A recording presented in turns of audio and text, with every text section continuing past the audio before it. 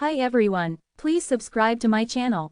Blood Immortal Venerable. See playlist for other chapters and novels. I do not translate the novels.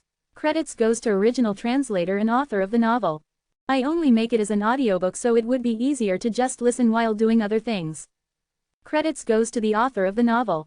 I convert stories to audiobook for mental health, for multitasking purpose, for accessibility and time saving. Listening to audiobook is also beneficial for people who have disability. It improves our listening skills and improve our English comprehension, vocabulary and other things. So, thank you for listening. Thank you and thank you very much for your support.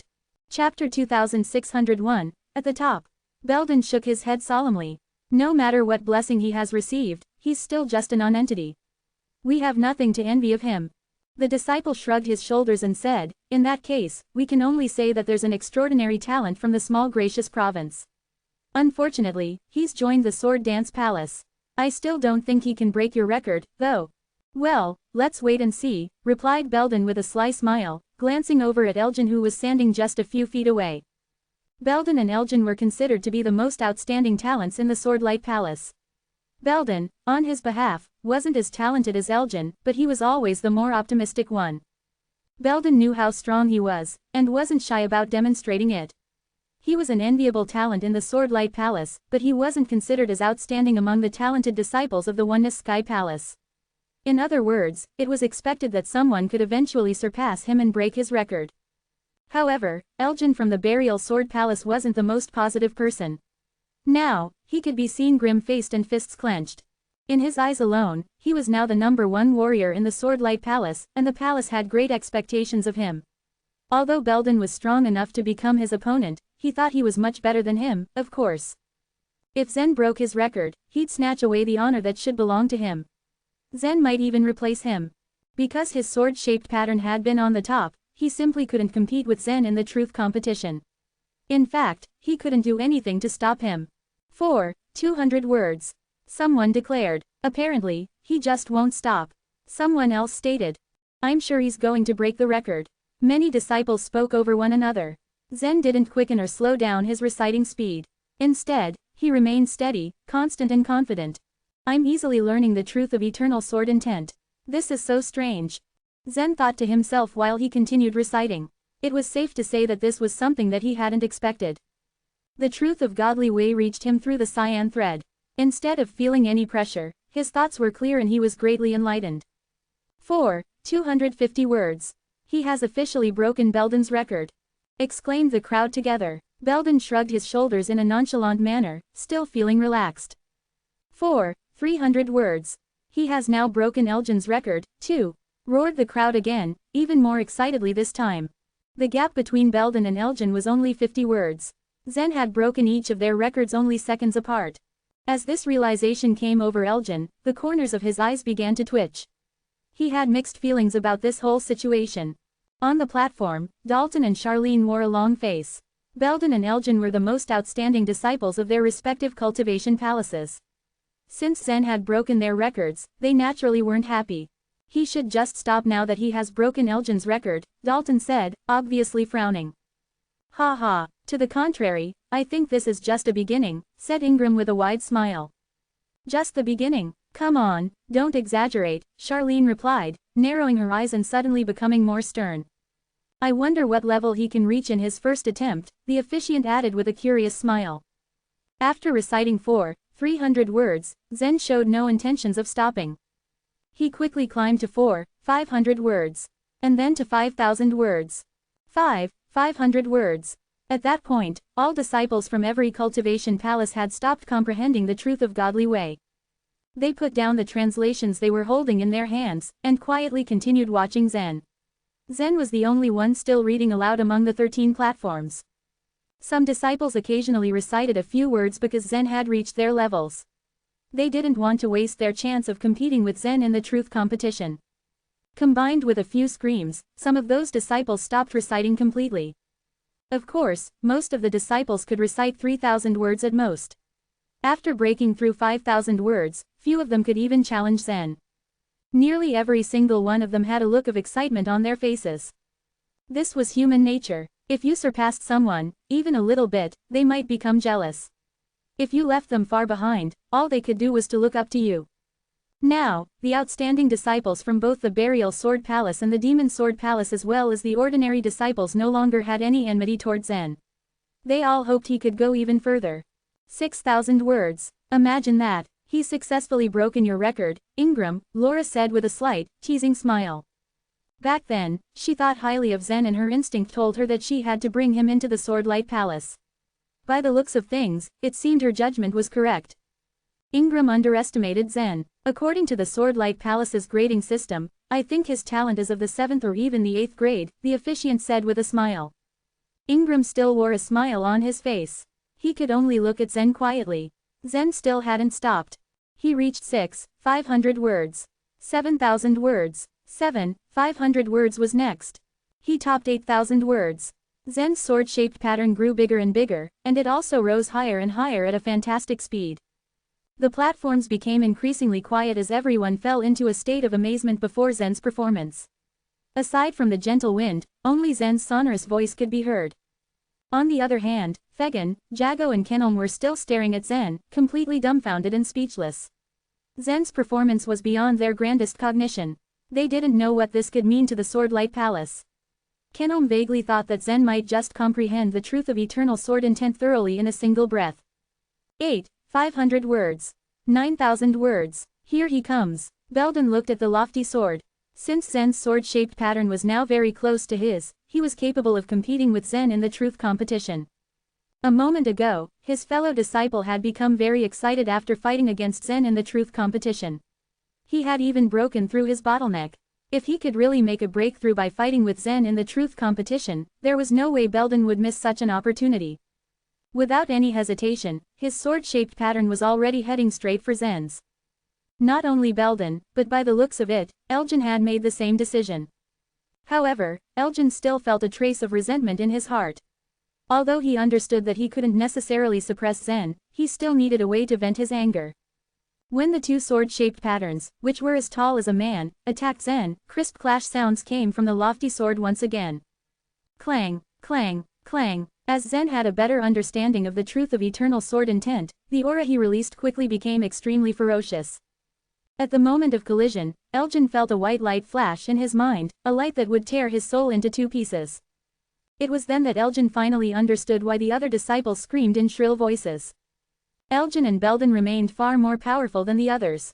They let out nothing more than a muffled hum, endured the sharp pain, and continued battling Zen. Clang, clang. The three sword-shaped patterns met at once and gave off a series of crisp sounds as they collided repeatedly with each other. Zen was as calm as he ever had been.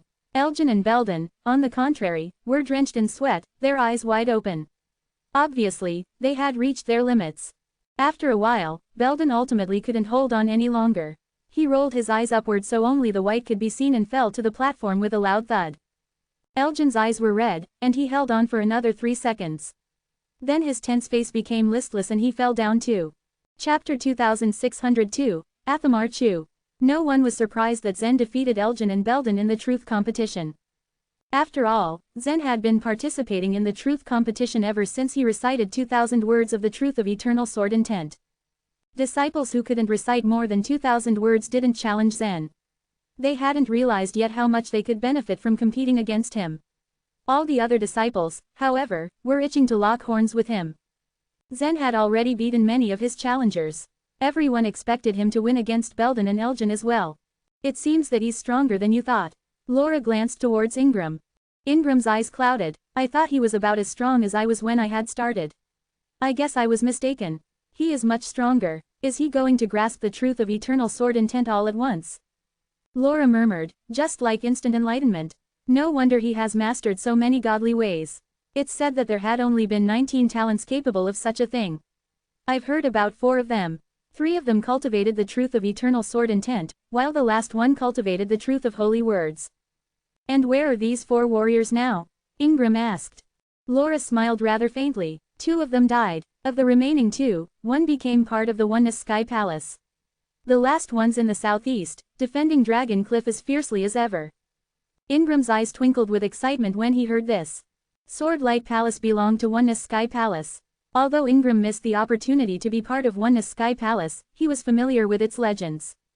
Based on what Laura said, it seemed that the two remaining warriors continued living as powerful human martial artists. If Zen is indeed capable of instant enlightenment just like the 4 warriors you've mentioned, does that mean that he? Ingram's words trailed off with him left shocked. But Laura shook her head and said, don't think too simply of it. It is far more burdening to be talented. Remember that 2 of them died. A talented warrior will face greater difficulty. As they conversed, Zen had already recited 9,300 words. The truth of eternal sword intent consisted of 9,449 words. As long as Zen recited the remaining 100, he would be able to fully comprehend its entirety.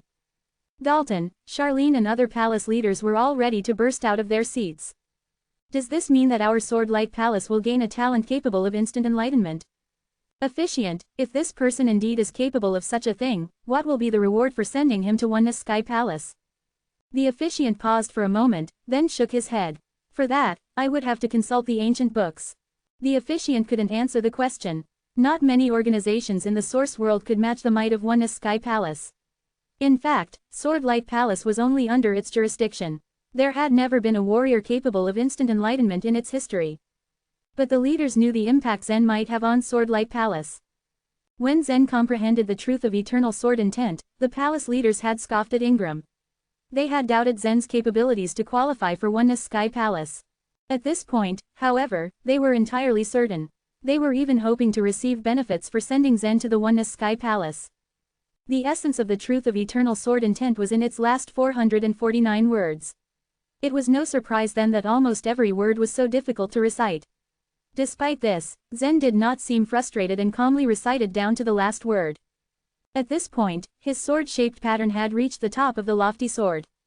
After reciting the entirety of the truth of eternal sword intent, Zen heaved a sigh of relief. By reciting this cultivation method, the warriors can keep its existence forever and may use it to safeguard human prosperity. No wonder this truth of godly way is called truth of eternal sword intent. It must have been compiled by a human martial arts master, Zen murmured. Just then, the lofty sword, which stood 700,000 feet tall, began to vibrate. The sword had its own blade, but it was not sharp enough. At that moment, a dazzling white light suddenly surrounded the blade, and the whole sword gleamed. All the disciples, palace leaders, and even Laura were stunned at the sight. Is a powerful non-human monster coming? Now, that's impossible. Then why is the sword reacting so violently? It only does so when a powerful non-human monster is about to show up. The lofty sword was on the 7-star mountain. Aside from being the Sword-Light Palace's foundation, it also protected the entire 7-star province. If there was a powerful non-human monster attacking, the sword would sense it and automatically cut the intruder as they were still thousands of miles away. The lofty sword's sudden movement had thus made everyone uneasy. Could it be related to Zen's instant enlightenment? Someone murmured. The officiant remembered something and clapped his hands. Yes, that's why. Simultaneously, at the center of the lofty sword appeared a strange, circular rune. The air surrounding it constantly condensed. After a few moments, a huge voice transmission array formed. Voices in such transmission arrays could travel long distances. In fact, it had power similar to that of Yellow Emperor Magatama. However, Yellow Emperor Magatama was capable of sending messages to many targets, as long as they were Yellow Emperor guards. On the other hand, this voice transmission array was relatively rigid, though the voice was transmitted much farther. Right after the voice transmission array formed, a thunderous voice boomed. Haha, good. I planted 7 swords in different provinces many decades ago. I never expected to be surprised with a man capable of instant enlightenment. The palace leaders looked astounded. They had never imagined a voice transmission array within the sword.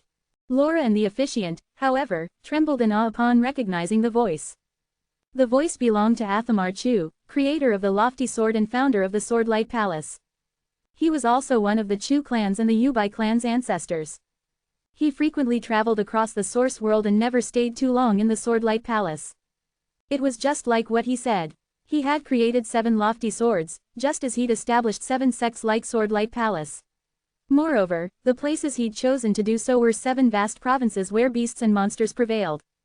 But until now, only 2 lofty swords still existed. One of them was in Sword-Light Palace. The other 5 established sects were counterattacked by peerless non-human monsters. They dissipated from history shortly after. Even the lofty swords were destroyed. Suddenly hearing Athamar Chu's voice excited the officiant the most. He had been in charge of the lofty sword for so many years, yet this was the first time he witnessed the activation of the voice transmission array.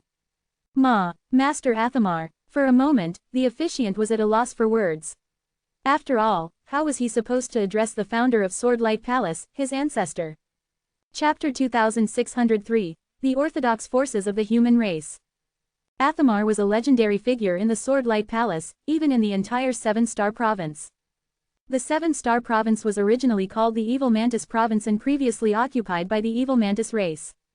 Very few humans lived in the area. In the past, these humans hadn't been civilized and had existed in tribes. At that time, the human race was at the absolute bottom of the society, and their daily life was a struggle for survival.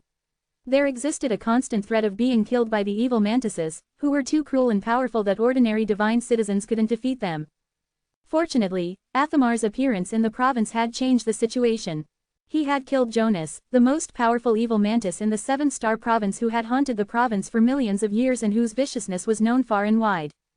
All citizens of the Seven-Star Province well knew about Athamar's legends, and so did the people in the Gracious Province. However, most people never saw him personally. Needless to say, the disciples, the heads of the palaces, the officiant, and Laura were all astounded when they heard Athamar speak. Zen is so extraordinary that he even drew Master Athamar's attention, Ingram murmured with an awestruck gasp. Everyone could hardly contain their excitement. Only Zen remained calm. He didn't know exactly how powerful Athamar was, but he had previously encountered Fuxi and Chiyu in the past. No matter how powerful Athamar was, he couldn't possibly be above those people. Ignoring the officiant, Athamar said to Zen, "Young disciple, please come forward." Zen blinked once and stayed rooted to his spot. Seeing this, the officiant anxiously said, "Zen, Master Athamar asked you to approach him." "I see," Zen replied flatly. He lightly stepped on the ground, and a gentle wind wrapped around him and carried him forward toward the lofty sword. As he approached the lofty sword, countless lines emerged on its surface and spread over the whole sword. At the same time, a circular arched door appeared at the center of the sword. The officiant was stunned when he saw the arched door. He was selected from all members of the Swordlight Palace and tasked with the honorable duty to control the lofty sword. Therefore, he held a very high position of authority in the Swordlight Palace and knew the lofty sword the best. However, he did not know that an arched door lay hidden inside the lofty sword, until now. As Zen approached the entrance of the arched door, he paused for a moment and flashed a helpless smile before finally stepping inside the door. In fact, Zen didn't expect these things to happen. He hadn't intended to enter the Swordlight Palace in the first place. When the opportunity arrived, he grabbed it. After all, gaining mastery of the truth of eternal sword intent would be to his benefit. However, he didn't expect that the truth of eternal sword intent would be so suitable for him. He did not feel any pressure during the entire cultivation process, and he mastered the complete truth of godly way all at once. Although Zen understood that this was not a bad thing, he could not help but feel some hesitation. The lofty sword was hollow inside. Zen passed through a considerably large archway before entering an empty room. Zen floated in the middle of the space, and the door behind him disappeared all of a sudden. Then, he heard Athamar's voice asking, "What's your name?" Zen looked around and replied calmly, "My name is Zen Luo." "Your surname is Luo?" Surprise was evident in Athamar's voice. After Athamar liberated the Seven-Star Province, he had endowed its human inhabitants two surnames, Chu and Yubai. He originally thought that Zen must be a disciple hailing from the Chu clan or the Yubai clan, so he was taken aback by Zen's surname, Luo. He asked again, "Your surname is very rare. Are you an outlander of the Seven-Star Province?" Zen inwardly sighed, not this again. Everyone prying into his background had become a big headache for him. Zen saluted with cupped hands as he answered, "I was not born in the Seven-Star Province. I came to the province from the Gracious Province with Master Laura's recommendation." If Athamar had continued to probe into his background, Zen would have had no other choice but to make up a story. The most important point of his journey in the Source World was to conceal all information regarding the Divine Land, which was the last hope and foundation of the Nine Li race. Fortunately, Athamar did not continue his line of questioning. He changed the subject and said, "Since you have joined the Swordlight Palace, I assume that you know the origins of the Swordlight Palace. Am I correct?" "I have heard of a bit," Zen replied. "Very well. I'm a Oneness Governor of the Oneness Sky Palace. I created the lofty sword to build a path connected to the chaos. You have grasped the truth of eternal sword intent with instant enlightenment, which indicates an extraordinary talent in swordsmanship. The Oneness Sky Palace is an orthodox force of swordsmanship, and the truth of eternal sword intent is created by our leader, Eastern Emperor Tai. May I ask if you are willing to join the Oneness Sky Palace? Athamar unhurriedly said. The Sword Light Palace was famous in the Seven-Star Province, but it was only a small remote force in the entire source world. The lofty sword was undeniably powerful. However, what the other races feared was not the lofty sword itself, but the force behind it, the Oneness Sky Palace. Athamar had established a set of standards for the selection of disciples from the Sword Light Palace.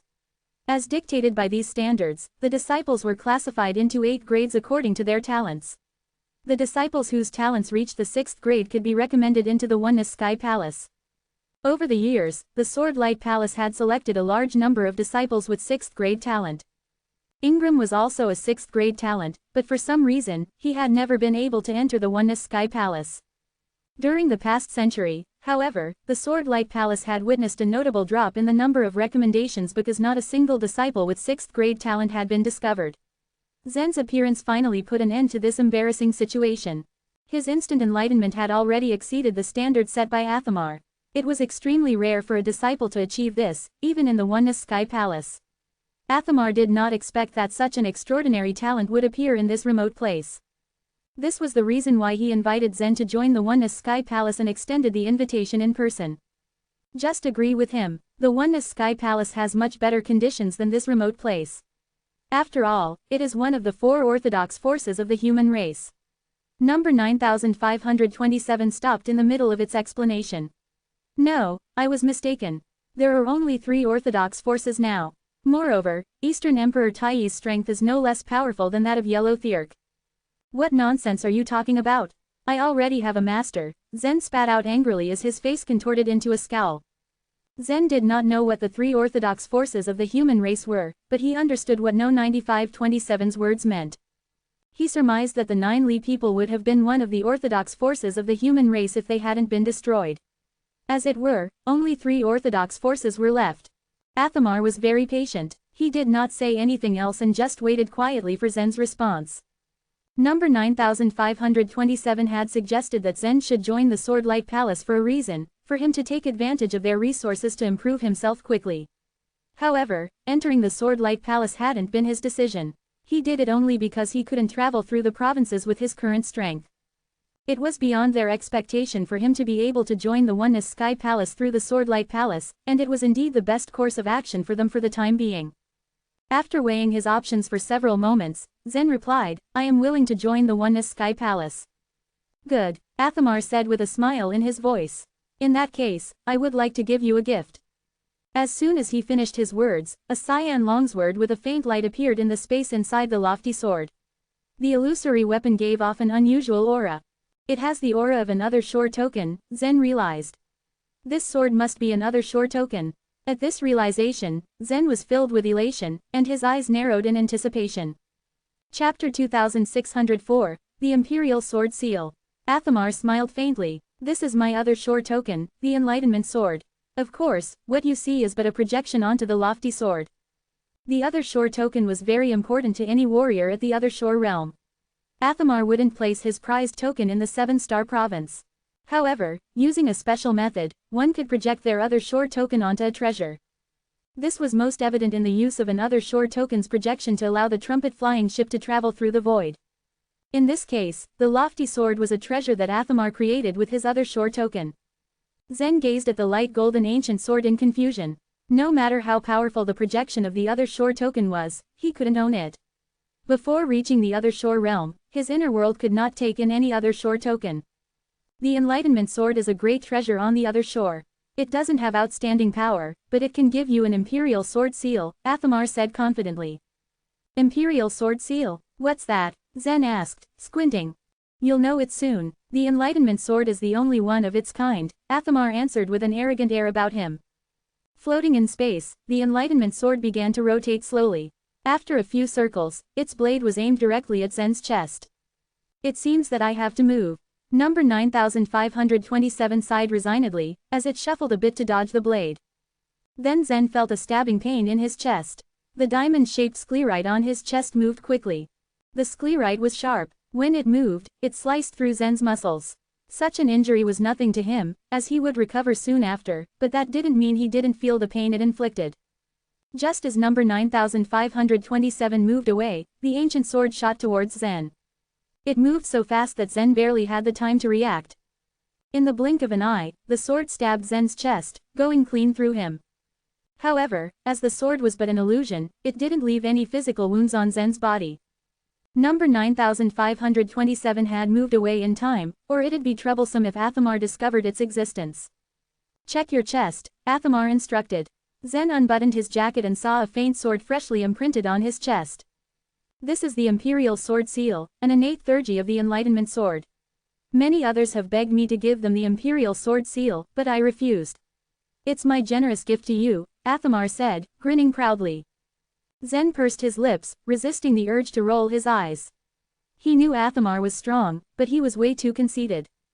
But you haven't explained the function of the Imperial Sword Seal yet, Zen reminded. Do you have any top-grade sword?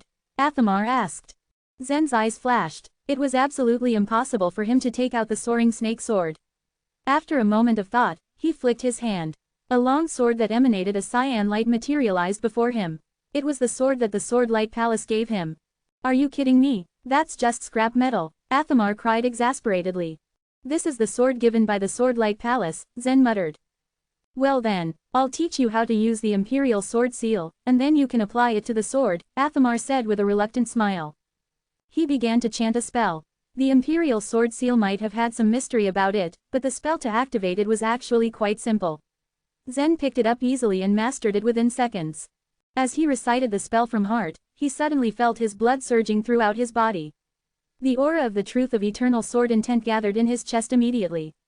A burning sensation raged in his chest, and a golden light shot out from the Imperial Sword Seal imprinted on his chest. Once the light landed on the cyan sword, it transformed dramatically. As he held the handle of the sword, Zen could feel the power surging within the sword. The force was so strong that it could split the heaven from earth. This power, Zen's eyes narrowed slightly. You can release it, Athamar reminded. Don't worry, you can't damage the inner walls of the lofty sword. Zen was actually planning to do that. Hearing Athamar's encouragement, he no longer had any scruples. Immediately, he brandished the sword and slashed forward. Buzz! Golden threads of light burst forth. They moved in an almost random way, but each strand was incredibly sharp. Crack, crack, the threads cut the inner walls of the lofty sword, leaving crevices on the surface. However, there was no need to worry, as the lofty sword could repair itself. The crevices soon were sealed. It's not bad, Zen said with a faint smile, as though he couldn't hide the disappointment in his heart. While the threads were sharp, he could tell they were weaker than his waist-blending energy. Athamar could tell that Zen was upset. He snorted. Not bad, it is a waste for you to use the Imperial Sword Seal on this piece of scrap metal. In the future, you will know its true power. Zen's heart skipped a beat. Are you saying that the Imperial Sword Seal isn't activated by my truth of godly way? He had just felt that the Imperial Sword Seal had absorbed his truth of godly way, so he thought it was a truth theurgy. Moreover, it was not as powerful as his ways-blending energy, so he had been quite disappointed. Of course not, it's related to the grade of the sword you use, said Athamar, as though the fact was so obvious. Zen's heart beat wildly at this. The magic weapons in the source world were graded in a different way. The cyan sword, as the standard sword of the Sword Light Palace, was considered ordinary. It was inferior to some of the swords Zen had brought with him from the Divine Land, among which were some top-grade magic weapons that were given to him by the Sword Clan. More importantly, he had the soaring snake sword. Zen's excitement grew as he explored this thought. If the cyan sword, which was deemed scrap metal by Athamar, could bring out such power, how much more power could the soaring snake sword release? Noticing Zen's strange expression, Athamar chuckled. You have some amazing treasures with you, don't you? Zen's expression fell as he struggled to conjure some excuse. Don't worry, Athamar continued, as though reading Zen's thoughts. I won't grab a junior's treasures. Of course, he didn't know that Zen had Chiyu's sword. If he knew that, perhaps he would have changed his mind. Now that you have the Imperial Sword Seal, you can leave. Stay at the Sword Light Palace. I will send someone to 7-Star Province. As he spoke, a circular arch materialized before them again. Zen bowed respectfully and then headed into the arch. Chapter 2605, Giving Soul Pills. Zen could feel people staring at him as he retreated from the lofty sword. They envied Zen, a relatively new member of the Swordlight Palace, yet he was already allowed to see Athemar alone. Not even the current head and elders received such treatment. Zen, come here, Laura said, gesturing for Zen to come closer. Zen flew towards her. The eyes of the other palace leaders followed his tracks. Well, what did Master Athemar say to you? Laura asked. With a smile, Zen responded, he asked me to join the Oneness Sky Palace. He said he would send someone to pick me up. That's great. All the people seemed happy, especially Ingram. He had made a mistake in the past that caused his removal from the Stinger Guards. The rules of the Swordlight Palace dictated that if he wanted to return, he had to make an achievement in the Sword Dance Palace. However, he already lost his hope throughout the years. The situation in the Sword Dance Palace did not help at all. He would need a lot of time if he wanted to return. Since Zen had joined the Oneness Sky Palace as a new disciple of the Sword Dance Palace, full credit would go to Ingram. It wouldn't be long before Ingram became a Stinger Guard again. The other palace leaders were jealous. They were all working hard to train their disciples, perhaps much more than Ingram. Ingram was known to just drink wine each day. He was just lucky to have Zen as a disciple, so they were not convinced at all. Historically, if the Swordlight Palace offered talented disciples to the Oneness Sky Palace, the latter would give some rewards in return. Given Zen's instant enlightenment, the Oneness Sky Palace was expected to give the Swordlight Palace generous rewards. As soon as that happened, Ingram wouldn't just be able to return as a Stinger Guard, he would also be promoted far beyond other palace leaders. Did he tell you the exact time? Laura asked. Zen shook his head and replied, no. The officiant cut in, Laura, don't worry. It was Master Athemar himself who promised they would pick up Zen. It shouldn't take long. In the past, we sent disciples ourselves. Laura nodded in agreement and tried to relax. Then, someone interrupted from the side of the platform, Elgin has broken through his bottleneck. So has Belden. Could they also comprehend the truth of eternal sword intent thoroughly? Elgin and Belden were enlightened after the truth competition with Zen. After the lines on the lofty sword disappeared, they immediately went to verify what they had comprehended. While reciting, they advanced and broke through their bottlenecks almost at the same time until they reached consummation. If not for Zen joining the Oneness Sky Palace, Elgin's and Belden's entries into the Sea of Truth should have been a great deal for the Swordlight Palace. Finally, they had understood the truth of eternal sword intent. All they were waiting for was to go to the Sea of Truth. Laura, they have just reached consummation, Dalton said hurriedly. According to custom, we should give them soul pills before they go to the Sea of Truth. Charlene nodded. Belden, bring a soul pill with you before you go to the Sea of Truth, she reminded. The soul pill was a rare treasure in the Swordlight Palace. It could only be acquired from large forces and at a high price. It was a good thing that the Swordlight Palace had the help of the Oneness Sky Palace. They could buy soul pills from the Oneness Sky Palace and at a much lower price. However, the Swordlight Palace did not have enough soul pills. The soul pills, after all, were used widely. They were used to cross the Sea of Truth, cultivate on the other shore, and the powerhouses at the other shore realm used them too. We should also give Zen a soul pill, said Ingram. Almost no disciple from the Sword Dance Palace could go to the Sea of Truth, so he had forgotten this rule. Smiling faintly, Laura called Elgin and Belden to Zen's side. Laura drew out her right hand and then, suddenly, a black bottle appeared. It had an unusual shape and a figure of a strange-looking ghost was drawn on it. Zen had a lot of soul pills. He had only ever seen them in the Sea of Truth before, but never in the real world. The bottle looks strange, he said upon seeing what was in Laura's hand. Elgin glanced at Zen and said, you haven't even seen it before. This bottle is a soul bottle and the soul pills can only be contained inside it given their special nature. Otherwise, they will disappear in 2 or 3 days. Before Zen could reply, Dalton interjected, Elgin, don't be rude. Elgin was showing off. He didn't like that Zen was outshining him. Dalton wasn't too happy about Zen either, but he knew very well that since Athemar personally introduced Zen to the Oneness Sky Palace, Zen would have a bright future. It wasn't wise for Elgin to offend Zen. Elgin didn't care. He only saw Zen as an outsider. He knew that he was a decent disciple of the Chu clan and had no reason to be afraid. But he dared not contradict Dalton. Zen didn't indulge in Elgin's games. He merely stared at the soul bottle. Laura gently rubbed the surface of the bottle. At once, 3 muffled sounds came out of it.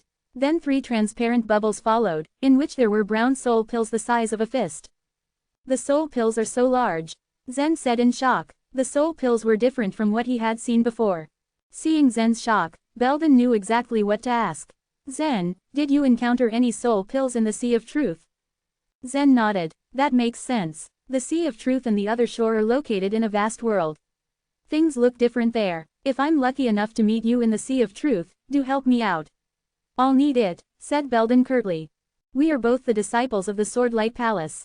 We should help each other, Zen said with a smile. Dalton admired Belden's decorum. He glanced over at Elgin and sighed. Elgin was the more talented one between them, but he wouldn't go too far if he didn't know how to properly deal with the world. Chapter 2606, Sudden Change. As Laura gently waved her hand, bubbles containing the soul pills floated towards the three warriors. When Zen saw the soul pill, he touched the bubble with his finger and it instantly burst. The fist-sized brown soul pill turned into a wisp of brown smoke and went straight into Zen's head and entered his soul. Once your soul of light enters the Sea of Truth, the soul pill can also enter it, Laura explained flatly. When Elgin and Belden got the soul pills, they couldn't wait to return to the platforms and sit there cross-legged. As the strong truth of eternal sword intent emitted from them, their souls of light entered the Sea of Truth. All the true gods in the source world had a strong desire to enter the Sea of Truth. They could get a fresh start only after crossing this sea. Zen also flew to the platform of the Sword Dance Palace and sat down there with his legs crossed. The Oneness Sky Palace members would take some time to get there and take him away, so he planned to spend that period of time crossing the Sea of Truth. But at this time, he wouldn't be able to enter the Sea of Truth with his physical body, as it would easily expose him. Zen had learned from number 9527 that the Oneness Sky Palace members were also human beings, but he was unwilling to reveal some of his secrets to others. Zen started to meditate and summon the truth of godly way. His soul of light was sucked in by the truth of godly way, and it entered the Sea of Truth in an instant. Atop a palace, Dorothy sat on the edge of a corner with her legs dangling. A beautiful woman walked under the palace and looked up to Dorothy with a smile. Dorothy, I heard that Ralph has crossed 5 lines. Dorothy's lips curled up. So what? Actually, you can cross the Sea of Truth by yourself.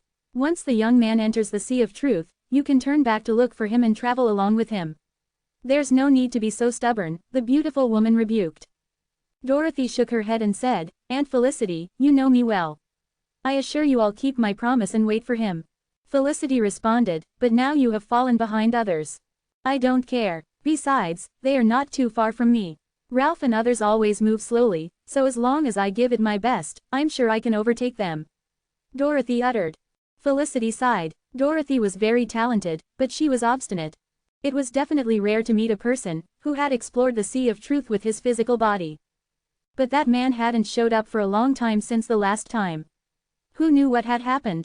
Passing through the Sea of Truth using one's corporeal body was not allowed. Maybe he had been rejected and eliminated by the truth.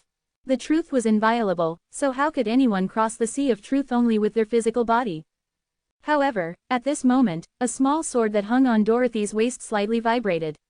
Dorothy's expression changed suddenly. She leaned forward and got down from the eaves with a graceful somersault. She gently kicked off the roof and shot down to the ground like an arrow. Aunt Felicity, guard the palace. That guy appeared, Dorothy ordered. He has finally appeared. Felicity shook her head at Dorothy's excitement. In fact, even the palace leader was paying great attention to the young man. It was said that this matter had spread in the Oneness Sky Palace, and the elders in the palace had also ordered the disciples to wander near the first line, hoping to find the young man. Of course, Felicity knew that the clue was in Dorothy's hands, but she was never going to reveal that to the elders. Dorothy sat cross-legged, quickly emitting the truth of godly way. In the blink of an eye, she stepped into the Sea of Truth. A boat emanating the truth of eternal sword intent was quietly built on the Sea of Truth. Dorothy's figure also appeared on this boat. Her eyes darted around the sea, but she didn't spot Zen's boat. It's impossible. How could he disappear in such a short time? Did he leave the Sea of Truth once again? Dorothy pouted in anger and disappointment. Suddenly, someone spoke calmly from behind, Are you looking for me? Dorothy turned her head and saw Zen's truth boat quietly floating behind her.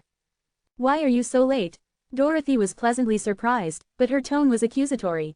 She had wasted a lot of time waiting for Zen. As someone in such a high position, she was among the peerless talents in the Oneness Sky Palace all the time, so she was under a lot of pressure. I'm sorry, but I have encountered some trouble, Zen explained. Zen was busy all the time, be it in the Divine Land, the Source World, the Gracious Province or the Swordlight Palace, and did not have much time to enter the Sea of Truth. What? You have cultivated the truth of cultivation nature, haven't you? Why does the truth of eternal sword intent get mixed with it? Dorothy wasn't angry with Zen anymore. She quickly discovered that something was wrong with him. A trace of a sharp aura emanated from Zen's truth boat. This was the truth of eternal sword intent, which was most familiar to Dorothy. She had also found a theurgy of the truth of cultivation nature for Zen. It had only been 1 year, but Zen had grasped another truth of godly way. I have indeed comprehended it only recently, Zen agreed with a smile. Really, you have just cultivated it recently? Dorothy's eyebrows shot up. The comprehension of the truth of godly way can't be accomplished in a short time, and you did it. Also, it's extremely difficult to cultivate 2 truths of godly ways. Zen didn't want to waste any more time on this matter, so he changed the subject.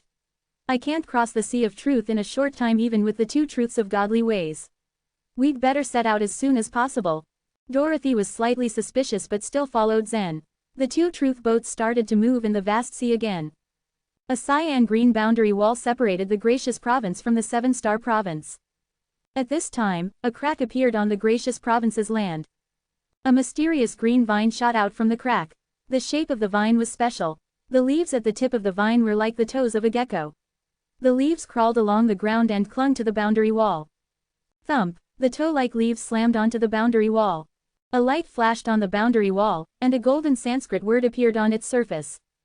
Another golden Sanskrit word also appeared in the middle of the leaves. Then the leaves covered the boundary wall. Buzz! Since the 2 Sanskrit words couldn't be matched, the boundary wall didn't open. However, the Sanskrit word kept changing and adjusting on the leaves. After 5 or 6 attempts, a faint Sanskrit word finally matched the one on the boundary wall. After obtaining recognition on the boundary wall, thousands of cracks appeared on the ground beneath the wall and countless man-eating demon flowers emerged from the ground. These man-eating demon flowers were unable to move themselves, so they were living on an extremely huge vine now. And this vine itself was tens of thousands of miles in length. Rumble! The earth split open, and the fissure extended tens of thousands of miles, and even the entire Gracious Province shook.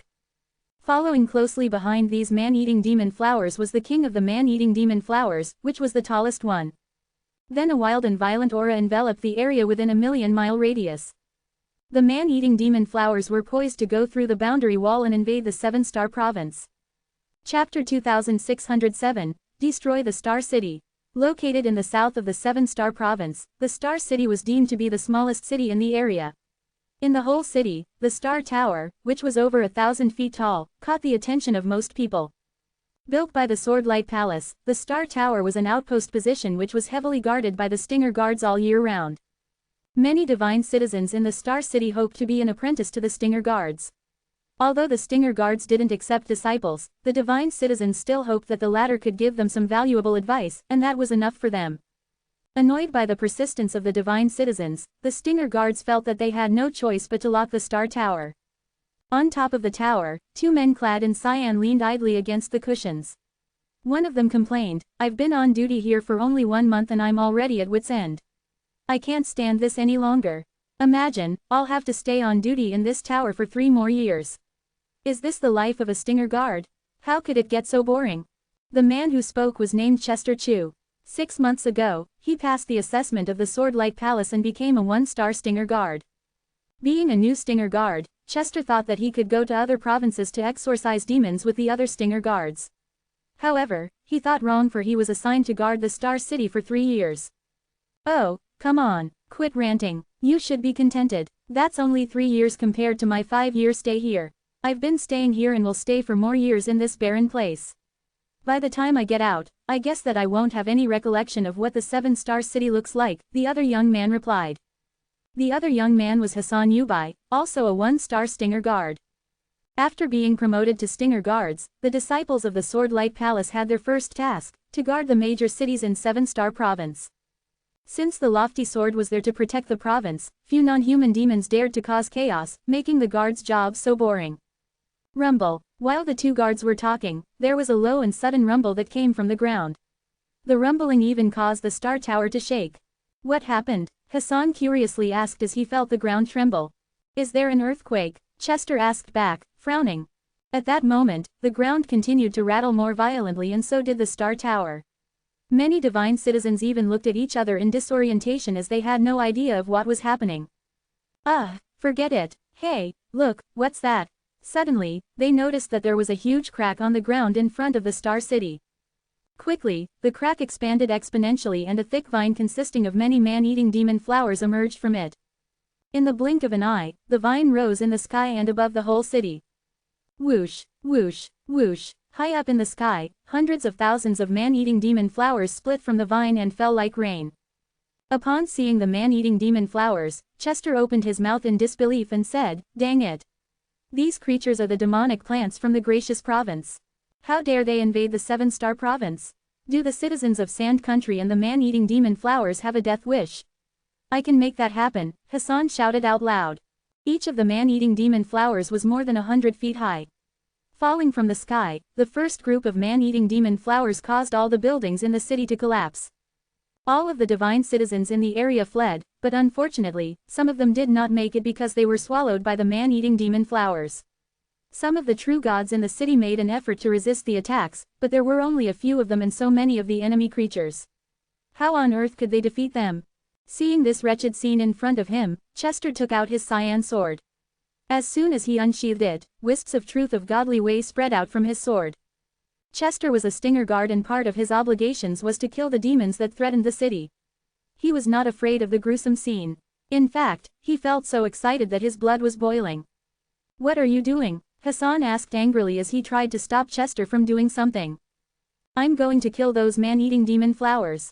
Lifting his sword, Chester replied and flew into the air. After flashing the truth of eternal sword intent, streaks of cyan-purple sword radiance suddenly divided the sky. The power demonstrated by the sword radiance was great, even invincible.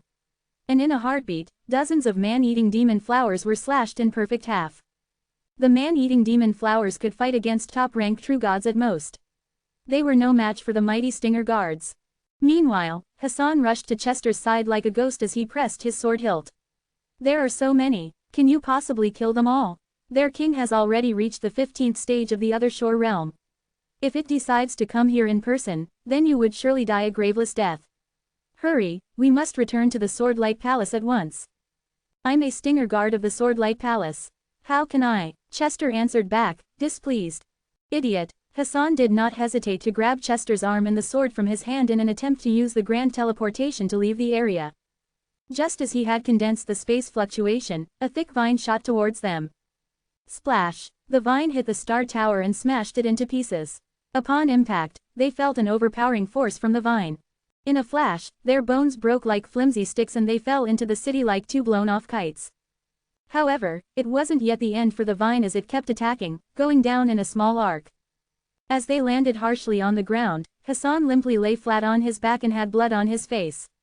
Chester, on the other hand, had fainted away. Upon seeing him, Hassan cursed, "Dang it! You almost got me killed." He finally became a stinger guard. Of course, he didn't want to die in the 7-star province yet without spreading his wings first.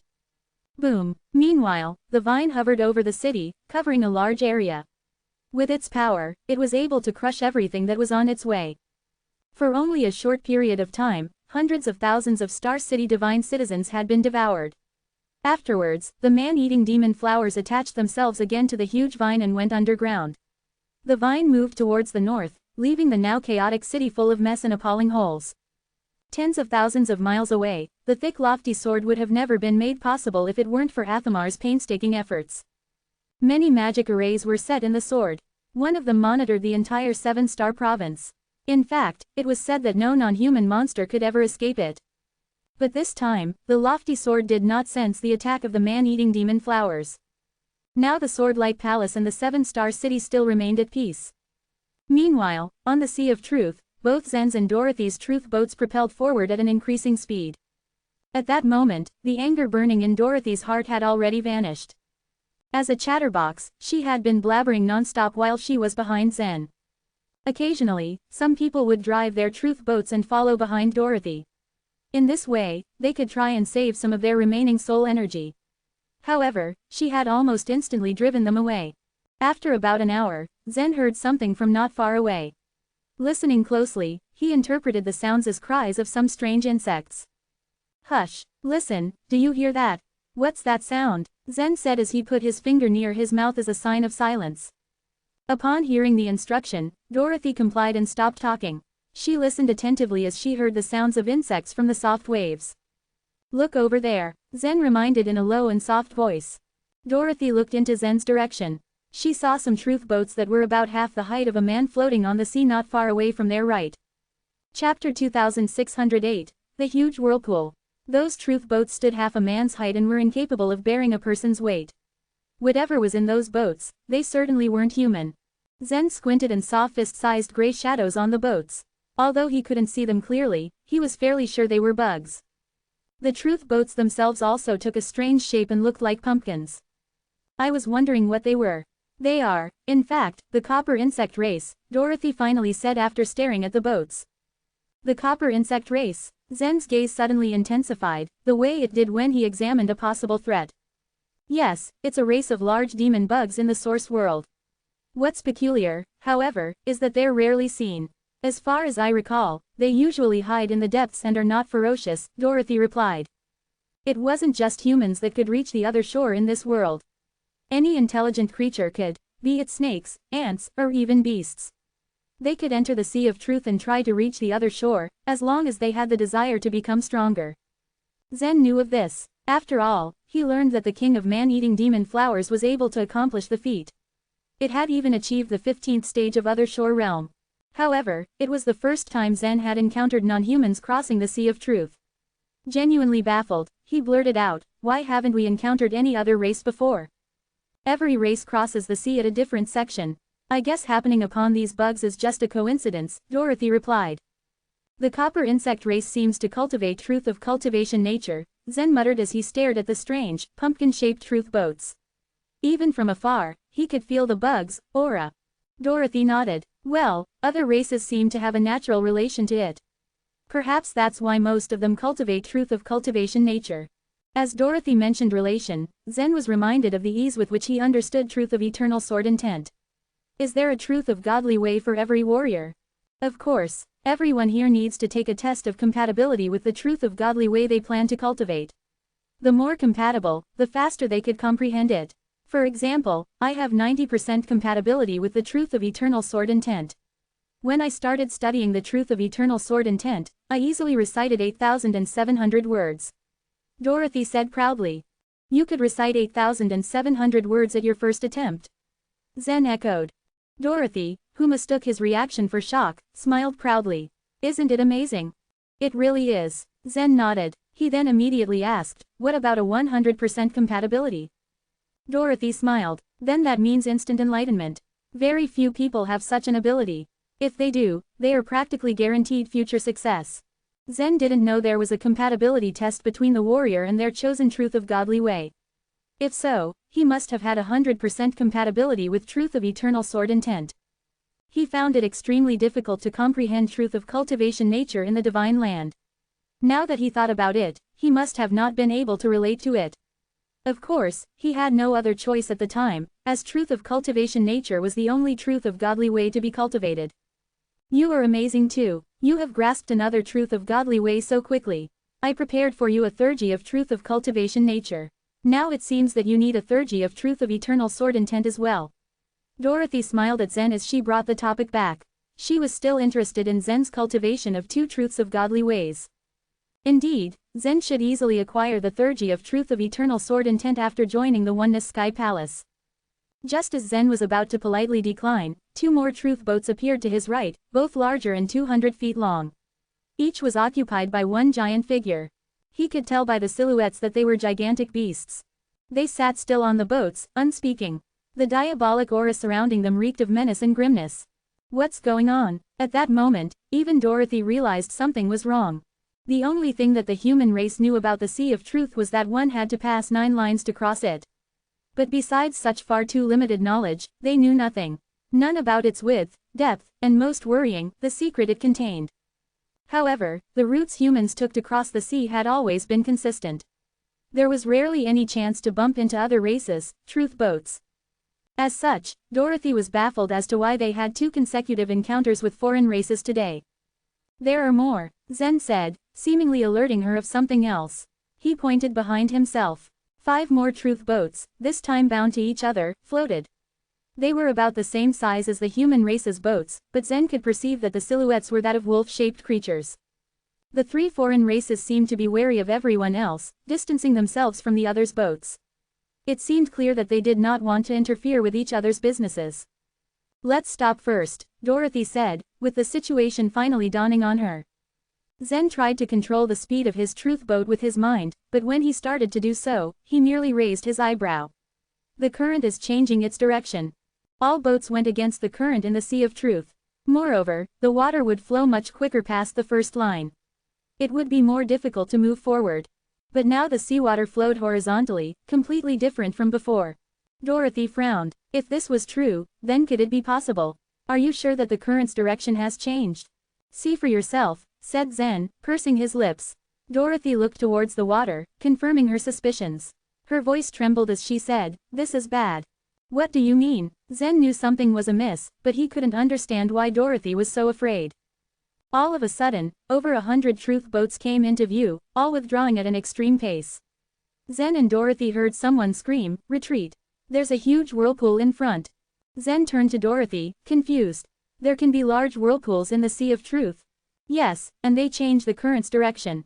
That's why we have come across other races, boats, Dorothy said in a muffled voice. I know it is a huge whirlpool, but is it that frightening? At worst, we can leave the Sea of Truth first and come back when it disappears, Zen said, shrugging his shoulders. It's not as simple as you think. Once a large whirlpool appears in Sea of Truth, it won't disappear, Dorothy replied sullenly. Then we can go around it, Zen offered. Dorothy looked at Zen helplessly. It's useless. The whirlpool is as complex as it is massive. Once you're trapped in it, you won't be able to undo what happens after. I knew of a disciple. His talent was not far from mine, and yet he can never re-enter the Sea of Truth. Every time he tries, he gets devoured by the whirlpool and all efforts to reach the other shore is futile. That is its consequence. Chapter 2609, Getting Trapped. Hearing this, Zen's expression grew grave as he realized the gravity of the situation. Since the whirlpool does not disappear, he pondered aloud, there must be many other whirlpools in the Sea of Truth, right? Dorothy nodded to confirm, yes. According to some incomplete statistics, there are about 200 whirlpools in the Sea of Truth. These whirlpools began to appear around 20,000 years ago. They possessed special magic. People would be trapped forever once they were drawn in. At first, these whirlpools only appeared in the 6th to 9th sections. At that time, a lot of unfortunate creatures were drawn in. Even if they were extremely talented, once trapped, they could not free themselves from the force of the whirlpool. It was a harsh reality. Back then, creatures entered the Sea of Truth warily and cautiously eyed the movement of the water at all times.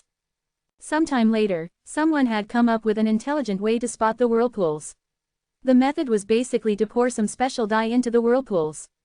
Once a whirlpool appeared, its area was completely isolated from the outside. The dye allowed the others to easily spot the light green or yellow spiraling waters in the distance. This gave them ample time to avoid the whirlpool. As time went by, the whirlpools gradually spread to the periphery of the Sea of Truth.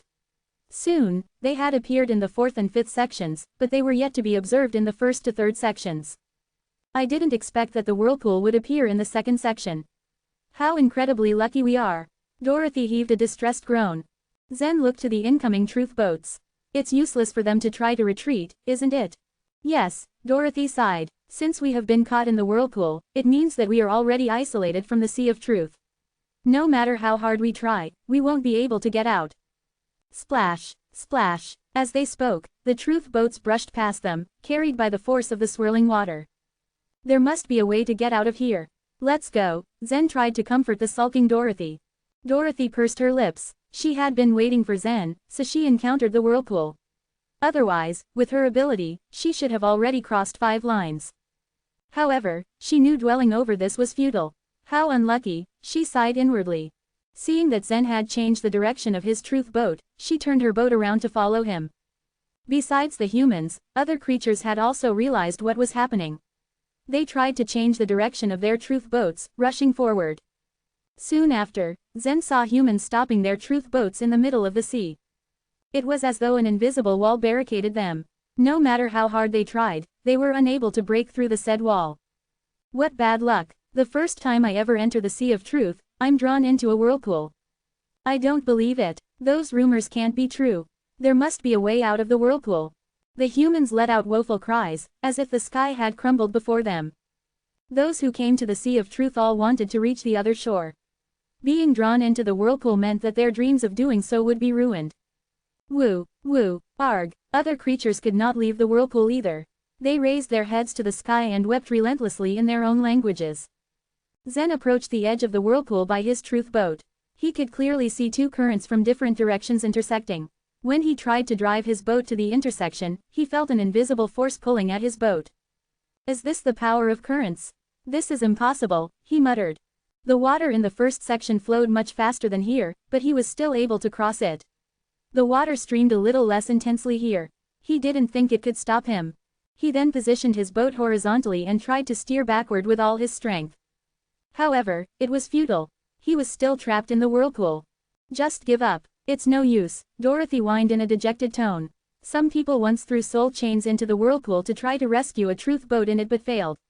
They even attempted to drag the man out without his boat, but all their attempts failed. Dorothy spoke with bitterness. She was talking about her cousin, who had gotten trapped in a whirlpool in the 6th section 5 years ago. He had tried every means to escape. Even the elders of her clan tried to get him out. They were very powerful in the source world, and yet, they could do nothing to save him. Over the years, she had witnessed her cousin turn from one of the most talented to a hopeless bum, drinking to forget his woes. Not long ago, she had tried to comfort her cousin. She didn't expect that she too would end up in the same situation. As Zen was trying to escape the whirlpool, a wolf-like creature approached him on its truth boat. Human, it called out in a foreign tongue. Is there any way out? Idiot off. Dorothy shouted harshly. As despair began to take over her, she had no patience for this wolf-like creature. Human girl, do you know who I am? The wolf-like creature said indignantly, wondering why Dorothy was so hot-tempered. Dorothy had had enough. Suddenly, the necklace of mystic soul on her chest erupted, a powerful aura bursting forth. The small sword between her eyebrows instantly shot towards the wolf-like creature's soul of light. Boom! With an explosive sound, the wolf-like creature's soul of light had been cleanly pierced through. The wolf-like creature stood motionless, as if someone had cast a spell on it. Its truth boat then cracked and broke into pieces, and it, along with the remnants of its boat, slowly sank into the sea of truth. In a flash, Dorothy had killed the wolf-like creature. Whoa, she is so powerful. Upon witnessing this scene, Zen was taken aback. He was well aware that Dorothy was not an ordinary girl, but it never crossed his mind that her soul of light was that strong when she was vexed. The kin of the wolf-like creature howled in anger. However, as they were intelligent creatures, they knew not to mess with Dorothy, so they didn't dare to come near her. Dorothy let out a long sigh after having given in to her anger. It seems I can only choose to be reborn. Zen, if you come to the source world, I can help you extract your memory flame and bring you back to life. The only way to get out of the whirlpool was to be reborn, because it only trapped souls. After being reborn, one's memory flame could be placed in a new soul. They would have a new body, and consequently, would have to start their life all over again. Zen knew this was the only known way to escape the whirlpool, but the price was too high. Don't worry, Dora, he smiled reassuringly. There's an exception to everything, and we will find it. Chapter 2610, The Silver Lining. Normally, any girl would feel relieved and see a glimmer of hope after what Zen had told her. But, Dorothy was different. Since she was born in a noble clan, her knowledge and understanding of the Sea of Truth and the other shore far surpassed that of other people. She knew Zen was only trying to console her by sugarcoating the truth. There's a silver lining to everything, except for this, Dorothy said with low spirits. Do you know what lies in the center of the whirlpool? Zen asked while looking at her. Although Dorothy felt that Zen's efforts to escape from the whirlpool were in vain, she still explained, the center of the whirlpool is even more intense. It is said that it can devour anything. If we continue to stay here, we will eventually be drawn inside. Zen looked lost in thoughts for a while. He caressed his chin with his fingers and spoke in a serious tone, the problem must lie in the center of the whirlpool. I want to explore it. You want to explore the center of the whirlpool? Are you serious? Dorothy stood stunned as she looked at Zen with curious eyes. Zen reassured her with a smile and said, don't forget, my soul is not the only thing that can enter the Sea of Truth. As she heard this, Dorothy lifted her gaze from the water and looked up at Zen with beaming eyes. Her expression changed completely. It was like all traces of negative thoughts had disappeared from her face. None of the warriors who stepped into the sea of truth with their souls of light were able to escape from the whirlpool. However, Zen was a special person. Dorothy's grandmother had said that he was the only one who entered the sea of truth with his physical body over the years. Perhaps he was the only one who could get to the bottom of this. Maybe a reincarnation could solve this issue once and for all. But if there was a possibility of other ways, why would anyone want to give up everything and reincarnate? Zen's decision gave her hope, but her eyes reflected a hint of worry. No one has ever come out of the whirlpool alive. After Dorothy's cousin was drawn into the center of the whirlpool, he withdrew from the sea of truth. If he went back to the whirlpool, there was a chance of him getting sucked into the deep sea and never returning. The sea would absorb his soul of light and he would perish. I'm not afraid of the water of the sea of truth, Zen said with a confident smile. But he couldn't help but feel slightly shocked by hearing the consequences from Dorothy. The most frightening thing about the whirlpool was the fact that it was capable of pulling the souls of light into the sea. Since Zen could swim in the sea of truth, the whirlpool did not scare him at all. Really, a glimmer of hope shone through Dorothy's heart. She finally looked relieved. If Zen was successful in using his physical body to escape from the whirlpool, not only could he save her cousin, but this could mean a great deal to the source world. Many warriors who got trapped in the whirlpool did not choose to be reborn. They waited in anticipation for a way out. As consummate true gods, their lifespan was far longer than a normal person. They could only hope one day, they would be able to escape from the whirlpool.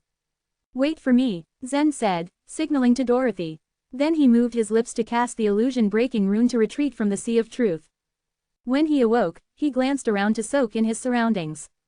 The disciples of the cultivation palaces had already left the platforms where they observed the lofty sword. Only he, Elgin, and Belden were left sitting on the platforms. The other two had just entered the sea of truth to explore it. Wasting no time, he jumped down from the platform. Soon, he captured the attention of everyone who now eyed him with a confused expression, among which were Laura and Ingram. Zen, with the strength of your soul of light, you should have been able to cross the second and third lines of the sea of truth by now. Why did you come out so quickly? Laura asked with concern. Zen glanced at her and said, I have come across some trouble. Hearing this, Ingram narrowed his eyes and asked with concern, did someone pick on you? As far as he could remember, there was no natural hurdles in the first 3 sections of the Sea of Truth. The only problem that could have arisen was from the disciples of other sects. No, I have learned something, so I wish to cultivate in seclusion elsewhere, Zen replied with a serious look. He did not want to tell them that he had gotten himself trapped in a huge whirlpool. Dorothy had made the whirlpool seem so terrifying that he was afraid he would only worry them had he told them the full truth. Cultivate in seclusion, they stared at him in bewilderment. For a consummate true god, choosing to cultivate in seclusion meant comprehending the truth of godly way and crossing the sea of truth. Ingram began to worry, but he trusted Zen in his judgments. He sighed and continued, okay, you can choose a secluded room to cultivate in the Sword Dance Palace. Let me take you there. Without wasting a second, Zen nodded to Ingram and waved goodbye to Laura and the officiant. Then he turned around and hurried back to the Sword Dance Palace. After he reached the backyard, he quickly found the secluded room and made his way inside. Upon entering the room, he began to focus and set up an enchanted barrier. Zen wanted to keep the warriors of the other shore realm from prying into what he intended to do.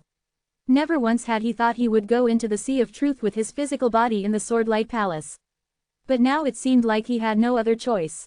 It was all happening too fast. He had to act now. Zen sighed and sat down with his legs crossed and gently stretched his hands forward. Soon, a red flame bloomed on the tip of his finger. He hadn't brought the red-eyed girl from the Abyss Demon region with him. Her ability could only be used in the Divine Land. Previously, he had used the red lotus flames the girl had materialized to burn his body. Before leaving for his journey from the Divine Land, he made a few arrangements. After a few trials, he learned that he needed to burn his entire body with the flames before entering the Sea of Truth with his body. Puff! With his arms stretched out, Zen began performing the elementary fire godly way. The flames enveloped his entire body until he was fully engulfed in them. When the golden light on his body intensified, his surroundings started to change. Splash! Zen closed his eyes and focused harder. Soon after, he had teleported to the Sea of Truth. His body fell into it with a splash. He was now within the first section. The whirlpool was located somewhere in the middle of the first and second lines of the Sea of Truth. As soon as he appeared, he heard someone exclaim not too far away, "Look! What is that? There's someone in the Sea of Truth." Zen glanced at them shortly and then looked away. Struggling with time, he started swimming forward using his hands to speed up. He had managed to cross the first section of the Sea of Truth with his body intact in his first attempt. There was no way the first section could stop him from progressing now. As he continued swimming forward, he passed by over 100 truth boats that were lined up in a row. Loud cries echoed from the boats, but he did not stop. Most people on the boats screamed out in concern. They couldn't believe their eyes when they saw Zen swimming in the Sea of Truth with such ease. It caused their curiosity to rise. Dorothy, who was sitting on her truth boat, watched him approach her swiftly. When he came up to the edge of the whirlpool, she gestured him to stop with her hands. "Stop. What's wrong?" Zen asked with a baffled expression while removing his hair from his face. Dorothy was several feet away from him. "Maybe you would never be able to get out once you go in," Dorothy said, looking worried. Zen gave her a comforting smile and said, "I won't regret even if so." As these words left his mouth, he quickly dived right into the edge of the whirlpool. Dorothy clenched her heart subconsciously as it skipped a beat at Zen's resolve. Chapter 2611, The Candle at the Bottom of the Sea. Dorothy had already told Zen the whole story of the vortex. She had also told him that, so far, no one had been able to destroy the Great Whirlpool. And yet, Zen still risked his own life to enter the whirlpool. This made Dorothy soften her expression, obviously touched at Zen's bravery. However, Zen was not a reckless person. As he swam closer to the edge of the whirlpool, he internally asked number 9527 for its opinion. Since he had entered the Sea of Truth with his physical body, the seawater didn't scare him. Moreover, since his soul of light had been trapped in the vortex, he really had no choice but to physically dive into it. Number 9527 had some speculations. There's no way the vortex could have just appeared out of thin air, it told Zen. This was, most likely, deliberately arranged by someone. Zen's curiosity grew. Who was powerful enough to control the Sea of Truth? And, why would they do such a thing? To stop warriors from reaching the other shore. Zen could tell number 9527 knew something more. However, he didn't try to probe any further. "I'm going to explore the center of the Great Whirlpool," he said to Dorothy. Sitting in the truth boat, Dorothy had mixed feelings. She hoped that Zen could somehow make the vortex go away and free them. On the other hand, she was worried for his safety. In the end, she could only say softly, "You. Be careful. Don't worry. In case of any emergency, leave the Sea of Truth first," Zen instructed. Dorothy nodded, swallowing her anxiety. The vortex hadn't stopped whirling since its inception. In time, the ripples within the Great Whirlpool would only grow in strength. By then, none of the truth boats would be able to resist the waves, and instead they would be sucked into an eternity of swirling around according to the vortex's will. If it ever came to that, there would be no choice but to use the illusion-breaking rune to leave the Sea of Truth. Zen suddenly dove into the water, leaving a trail of bubbles behind. Dorothy gazed at Zen's receding figure in the distance, falling into a daze. She knew his success was highly improbable, but, for some reason, Zen gave her some hope. This unwarranted hope caused conflict with her rational mind. Suddenly, she heard the sound of rowing. Not far away, she saw the silhouettes of two truth boats approaching. Aboard the boats were human warriors. After Dorothy had killed that wolf-shaped creature's soul of light, all the creatures who witnessed her power were stunned, including the humans. Warriors with a soul of light more or less mastered some soul attack methods, but it was impossible to unleash a force that powerful. The two men were cautious as they approached her. However, they supposed that since they were of the same race, this woman would be less inclined to kill them in cold blood. One of them cupped his hands and bowed respectfully towards her. "I'm a disciple of Delight Mountain. May I ask where you are from, lady?" Dorothy glanced at the two of them indifferently. "What do you want?" "Is the man swimming in the water your friend, miss?" The man cautiously continued. "Yeah, so what?" she said, narrowing her eyes. The man thought for a moment. "I've never heard of someone being able to swim in the Sea of Truth before. Is he looking for a way to escape the clutches of the Great Whirlpool?" "Maybe," Dorothy grumbled, losing patience with every word that left the man's mouth. However, she understood that these people were also trapped here. It was only natural they'd hope Zen would succeed. In the outside world, everyone knew the whirlpool was an unbreakable trap. If one were to fall prey to it, they'd have to acknowledge their bad luck and accept defeat. However, previously, it was also believed that no one would be able to swim in the Sea of Truth. Yet, Zen proved them wrong. As he did one unbelievable thing, perhaps it was possible for him to commit another impossible deed, to get them out of the whirlpool. The two of them immediately sensed Dorothy's growing anger. In fear that they might suffer the same fate as that unfortunate wolf-shaped creature, they hastily took their leave. Even so, her words had brought a sliver of hope to the human disciples. Meanwhile, Zen observed the motions of the water as it swirled violently. Guided by the current, Zen moved towards the center of the whirlpool quickly. As he went deeper and deeper, the power of the water grew stronger. Consequently, his speed picked up, the closer he got to the center. About 5 minutes later, the water began raging, the waves of which were tens of feet high. The waves of the Sea of Truth were lethal. A soul of light would immediately dissolve if seawater was to splash on it. No wonder Dorothy says there's nowhere to go except to withdraw from the Sea of Truth if one falls into the whirlpool. Whose soul of light would dare to travel in fierce waves like these? Zen thought to himself. He tried his best to use the force of the current to his advantage. Without having to use any of his own strength, he was pulled further in towards the center by the seawater. After a few more seconds, Zen finally saw the epicenter of the whirlpool. The water here swirled at a higher speed, flushing towards a huge hole. There was no time for Zen to resist, he was immediately sucked into the hole. He tumbled downward, pushed around like a ragdoll by the waves. Zen felt as if he were being dragged down by countless invisible hands. He kept sinking, deeper and deeper. After what seemed like an eternity, the falling finally stopped. Zen tried to steady himself, opening his eyes to look around. His gaze immediately fell on the interesting scene before him. He could see the silhouette of the whirlpool. The current swirled around like an underwater tornado. This is the huge whirlpool. Zen quickly realized. He was sucked in by the tornado. If it had been another soul of light, it would have melted into the sea. However, after his body had been sucked into the tornado, he was thrown out.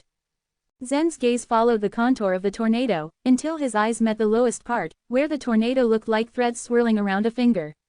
While his vision was blurry in the Red Sea, he could barely make out that there was something flashing at the very tip of the whirlpool. There is something down there, Zen said to himself.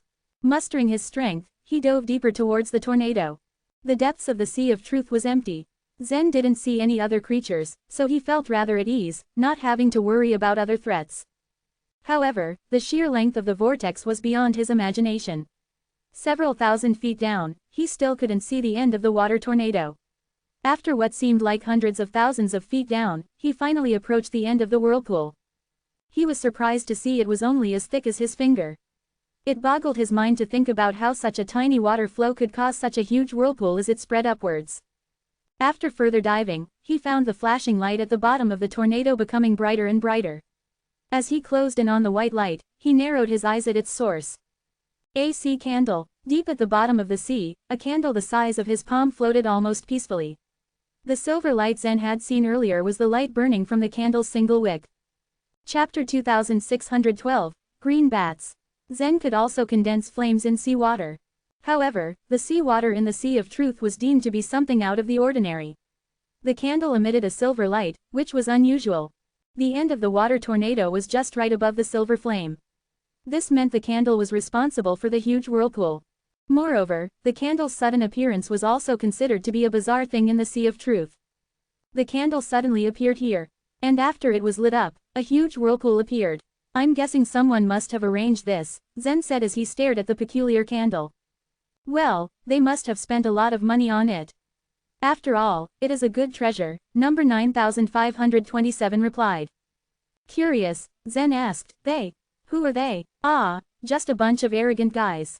It's not important for you to know the details now, number 9527 answered. Cautiously, Zen moved a few steps forward and approached the mysterious candle. As soon as he had a glimpse of it, he gave off a wary vibe. Whoever placed the candle in the Sea of Truth would most likely arrange a defense mechanism for it in case of any accidents.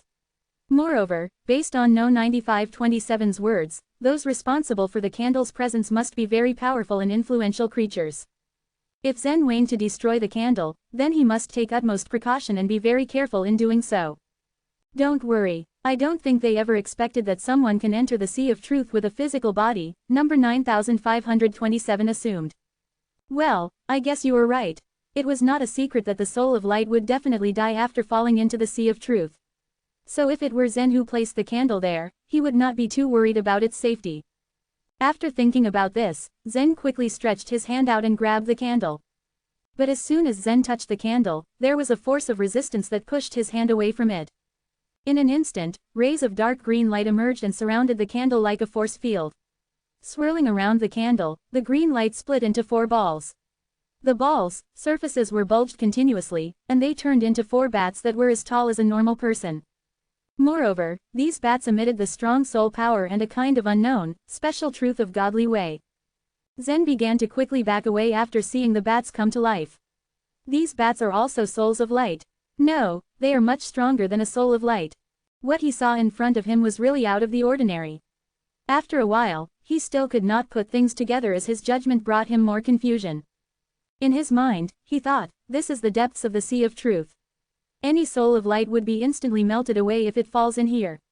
But why aren't these bats being melted? Something's not right. Surely, that was not the perfect time to be thinking of such questions. At that moment, the bats spread and flapped their broad wings in the seawater and quickly dashed towards Zen. Whoosh, whoosh, whoosh. The green bats flew very fast that Zen did not have a chance to dodge them at all. In a flash, one of the bats reached Zen. Its face was the same size as a fist and bore 2 sharp fangs. Angrily, it kept on flapping its wings in front of Zen until it bit him ferociously. Avoiding any more bites from the fierce bat, Zen tilted his head slightly. But unfortunately, this only gave the bat another chance to bite him on the shoulder. Crack! Zen might have overestimated the bat's fangs.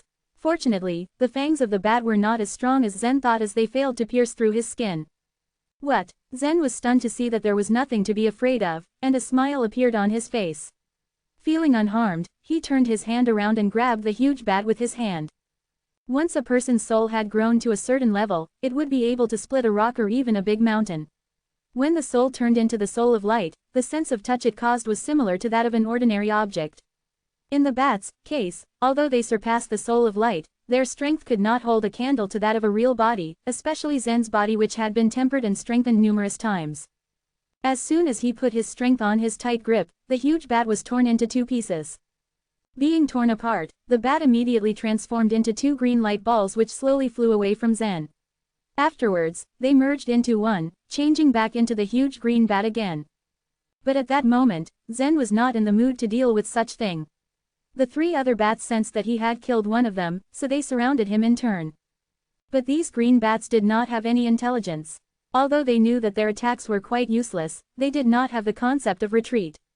As a result, they rushed forward one after the other, trying to tear Zen with their sharp fangs. With their fangs being useless, Zen immediately tore them in half. Afterwards, they turned into the green balls they once were, making it a cycle of birth and death.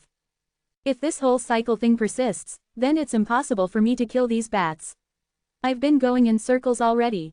Even though Zen was not threatened by the bats' bites, he still found it very annoying that no matter what he did, the bats did not die. How is it possible that you can't kill them? You must take a closer look at these bats' sizes, number 9527 reminded him. Upon hearing that, Zen started to observe them and noticed that 3 of them had apparently become smaller than their initial size. With this in mind, Zen understood that the bats' soul power would be sharply consumed after their rebirth.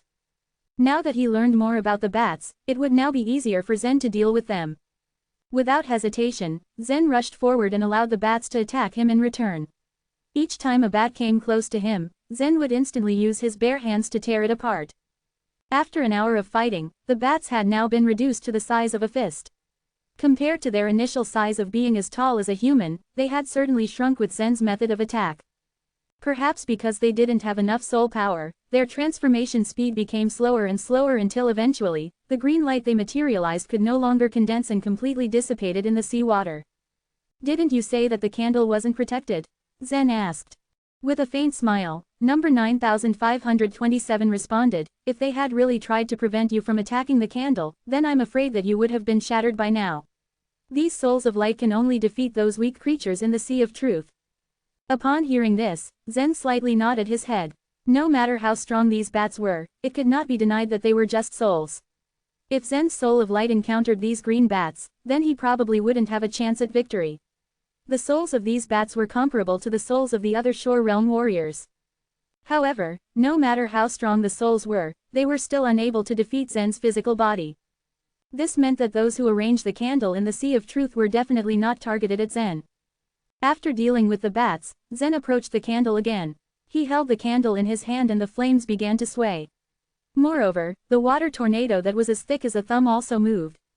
Simultaneously, the huge whirlpool also started to move. Meanwhile, Dorothy and the others were leaning on the edge of the large whirlpool. As it moved, Dorothy could not help but show a slight trace of shock on her face. Then, she said, Is the whirlpool moving? It was not just her who noticed the movement, but the others who were with her. It is moving. The whirlpool has even moved a few feet. How could this be? It is impossible. Once the huge whirlpool appears, it will be permanently fixed. I've never heard that the big whirlpool can move. Witnessing this scene with their own eyes, several warriors from different races on the truth boats also let out strange voices as they exchanged their ideas on what was happening.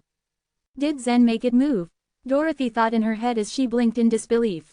This was just her hypothesis.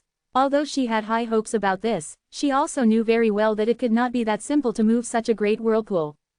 Meanwhile, Zen carried the candle underwater. As he swam, the straight water tornado seemed to follow him closely. Zen thought for a while about what he should do next. Afterwards, he stretched out his fingers and pinched the silver flame to extinguish it directly. As soon as he put out the candle's flame, the water tornado seemed to have followed suit as it vanished without a trace. Chapter 2613, Rescue. After the water tornado disappeared, the large whirlpool dissipated as well. The mad swirling in the center of the whirlpool had gradually subsided. Dorothy and the others saw that the water flow in this area had also returned to normal, merging with the other seawater. Unbelievable, it's gone. The whirlpool really disappeared. Let me have a try at this. Immediately, someone drove the truth boat forward. With the others watching carefully, this brave soul actually managed to move without any struggle or stops. Ha ha ha, the others laughed aloud as they followed suit with excitement, driving their truth boats forward too. Falling into the whirlpool was like a death sentence. They had thought they were doomed for sure. But somehow that had all changed. Things had not gone as they had expected. Before long, the whirlpool was gone. They couldn't believe it. All kinds of strange noises rang from creatures on the truth boats. Although the humans might not have understood these cries, the excitement and joy were easy to feel. Dorothy, on the other hand, was abnormally calm. She sat on the truth boat with a smile spreading across her face. She had been worrying about how to explain what had happened to Felicity, luckily now she wouldn't have to. The crisis had been solved. No wonder her grandmother had attached such great importance to the fact that Zen was able to enter the Sea of Truth in the form of his body. If such a man entered the other shore, it would surely destroy the balance. Dorothy had just begun to sink deep into thought when a sloshing sound of water pulled her out of it. Zen had already emerged from the bottom of the water. She fixed her eyes on him, knowing she could not see his blurred appearance but still staring at him intently. It seems that calming the whirlpool was really very easy for you, said Dorothy with thinly veiled astonishment. It was indeed less difficult than I imagined, Zen confessed, smiling and drawing his hand from the water. Dorothy noticed that he held a candle tightly in his right hand. What's that in your hand? Dorothy asked, staring at the candle in confusion. Zen shook the seawater off the candle and threw it to her. It landed in front of her on her truth boat with a thud. The candle was the cause of that big whirlpool, he then said in a low voice. Dorothy's eyes lit up in fascination as she held the candle in her hand. It was unthinkable that this candle that she now held was responsible for the huge whirlpool in which so many were imprisoned. As she stared at the candle, the other truth boats returned. When those making their way back caught sight of Zen, they guessed the whirlpool probably disappeared thanks to him. They all rushed up to him to express their gratitude. They wished to thank him for sure, but they had another purpose as well. Zen was capable of stopping the whirlpool and roaming the Sea of Truth with his body. Thus they required no more convincing to befriend him. Nice to meet you, sir. I'm a disciple of the floating mountain. May I know your name? Thank you for saving us, sir. I am the chief disciple of Jade Mountain. My name is. Dorothy grew impatient seeing the warriors being so enthusiastic to entice Zen. We were just trying to save ourselves and happened to save you as well. You do not need to thank us. You can be on your way now, she said with a furrowed brow. Naturally, they were all disappointed at Dorothy wanting Zen all to herself. Some in the crowd began to say, hey, it's a long way on the Sea of Truth. One more friend means one more chance we have. Sir, you helped us out of the whirlpool, we must repay such a great debt. That's right, we are not ungrateful people. Sir, may I know where you are from? We would like you to join our floating mountain. I guarantee that. Dorothy took several deep breaths to calm herself. The necklace of mystic soul she wore began to give off a majestic aura. The small sword above her head revealed itself as well. She could not contain herself any longer and exploded with a yell, "Go away!" The small sword darted back and forth wildly above her head, so fast one could barely see it. If her mind did not remain calm and still, there was no telling how many people could be killed in the blink of an eye. These people struggled to escape the whirlpool and somehow survived. They would have hated to die at the hands of this woman. Their fears of death were very real once again. "You crazy woman," they cursed in anger, but dared not pester Zen anymore. The crowd soon began to thin out. Dorothy let out a sigh of relief having driven these wretched people away. "Well, you can leave and come back in the form of Soul of Light," she finally said. As long as Zen didn't reveal anything himself in the Sea of Truth, it would be near impossible for them to discover his identity. Zen also did his best not to let anyone connect his body with his Soul of Light. Once all of them had left, he exited the Sea of Truth. Not long after, a shape could be seen in the distance. Zen's truth boat had materialized. Dorothy moved towards his boat and threw the candle onto it. Even with her multitude of experience, she didn't know what the candle was. She did know that it was no ordinary thing and even rarer than many other shore tokens. However, she was not greedy and had no desire for it. Zen picked up the candle and looked it over. He then asked number 9527 with curiosity, "Apart from making a big whirlpool, what other function does the candle possess?" "Making a big whirlpool, haha, you underestimate the candle," number 9527 said with a faint smile.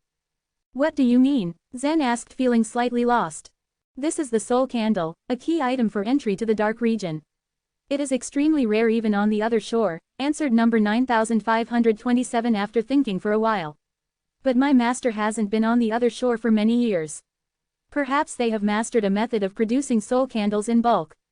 "What's the dark region?" Zen then asked. Number 9527 didn't answer. "There is so much you do not know about the other shore. It would take a long time to explain it to you. It will do you no good to know it right now." Zen shrugged his shoulders and focused on steering the truth boat. After a couple hours, the currents became rough again and their boats were pushed back by shallow waves rising from the Sea of Truth. "The resistance is growing stronger. I think we have reached the second line," Dorothy warned. "Charge over now." Zen did not hesitate. He had too many mysteries and questions of the other shore. He wanted to cross the Sea of Truth as fast as possible. He was confident that his Soul of Light was strong enough to pass the second line. What was more, he had a lot of soul pills with him. He felt he had little to fear. "All right," Dorothy said, beaming. Truthfully, she really wanted to give up on the Sea of Truth and tell her cousin this piece of good news. Once she and Zen reached the sixth line, then she would ask him to take the candle at the bottom of the whirlpool and save her cousin. She wondered how her cousin, aunt and uncle would react when they heard this good news. While she was lost in fantasy, she started to feel the Sea of Truth fighting back, and her truth boat began to shudder. "Hey, Dora, calm down. What are you thinking about?" At this critical moment, as they were about to pass the second line, Dorothy was still absent-minded, which made Zen curious. Chapter 2614, Good News. Dorothy was slightly startled, and put a stop to all distracting thoughts. Then, just as she had calmed down, her truth boat abruptly tilted to one side. A truth boat tilting on the Sea of Truth was one of the most terrifying things to witness. If one failed to cast the illusion-breaking rune in time, they would fall overboard into the sea and die. As Dorothy's truth boat leaned sideways, however, the hull of her boat bumped into Zen's boat's stern. Shoving her boat with it, he forced it into its original position. "Thank you," Dorothy said sheepishly. "The second line is coming soon. Stay focused," Zen reminded her. Dorothy smiled and returned to focusing on steering the truth boat. Making it to the first line was difficult, and making it to the second was even more testing. Having broken through the first line, Zen was experienced now. The power of his Soul of Light also far exceeded that of any consummate true god. In theory, breaking through the second line shouldn't be too challenging for him. Dorothy's condition was similar to Zen's, even though her Soul of Light was weaker than his. However, she had the advantage of the necklace of mystic soul, which would more than make up for this handicap. If she were to fully activate the necklace of mystic soul, even Zen's power would pale in comparison to hers. The first 3 lines were easy for a personal disciple of a large clan like Dorothy. In order to speed up their progress through the second line, Zen used 2 soul pills, whereas Dorothy used 5. Having passed through the second line, Zen still felt like he hadn't been fast enough. Considering their time limit, it would be ideal if he could cross the third line in a single breath. The moment Zen was about to act, number 9527 spoke up. Zen, someone is very close to your cultivation room. Zen had set up an enchanted barrier in his cultivation room to prevent others from spying on him. In addition, number 9527 would also help him monitor his surroundings. It would not bother him if someone was just passing by his room. Zen frowned and told Dorothy that he needed to leave the Sea of Truth now. Dorothy noticed the change in Zen's expression. Just as she was about to ask him what trouble he had encountered, he and his boat disappeared into thin air, right before her eyes. She shook her head disapprovingly. Then, closing her eyes and using the illusion-breaking rune, she left the Sea of Truth as well. Opening her eyes, she found Felicity sitting in front of her. Felicity looked at Dorothy with keen eyes. Her face was filled with worry. "Aunt Felicity, all I asked was for you to guard the palace for me. I didn't want you to be so nervous," Dorothy said, not knowing whether to cry or laugh. Felicity did not relax. "Did you see him?" she asked. Dorothy nodded and smiled. "Not only did I meet him, but we also encountered a major impediment," she said, trying to keep her tone light. "What impediment?" Felicity asked in a high-pitched voice. Anything related to one's soul was a big deal. No matter where it happened, on the Sea of Truth or on the other shore, the significance of such events could not be overestimated. Felicity's expression suddenly shifted when she heard Dorothy's answer. "A huge whirlpool appeared before we could reach the second line," Dorothy said. "What, Dora, are you trapped in the whirlpool? Or someone else?" Felicity was obviously frightened out of her mind. Her nephew, Evaristus, had tragically fallen into a similar whirlpool a few years ago. It had devastated his whole family. Despite using every method known to them, they had been unable to rescue poor Evaristus from the whirlpool. Felicity's sister was inconsolable in her grief and frustration. She cried almost every day thinking about him.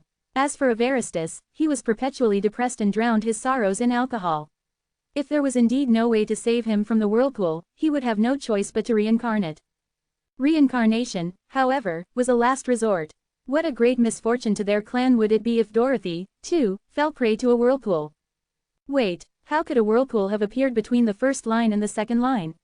Felicity asked, shaking her head in disbelief and looking at Dorothy with suspicion.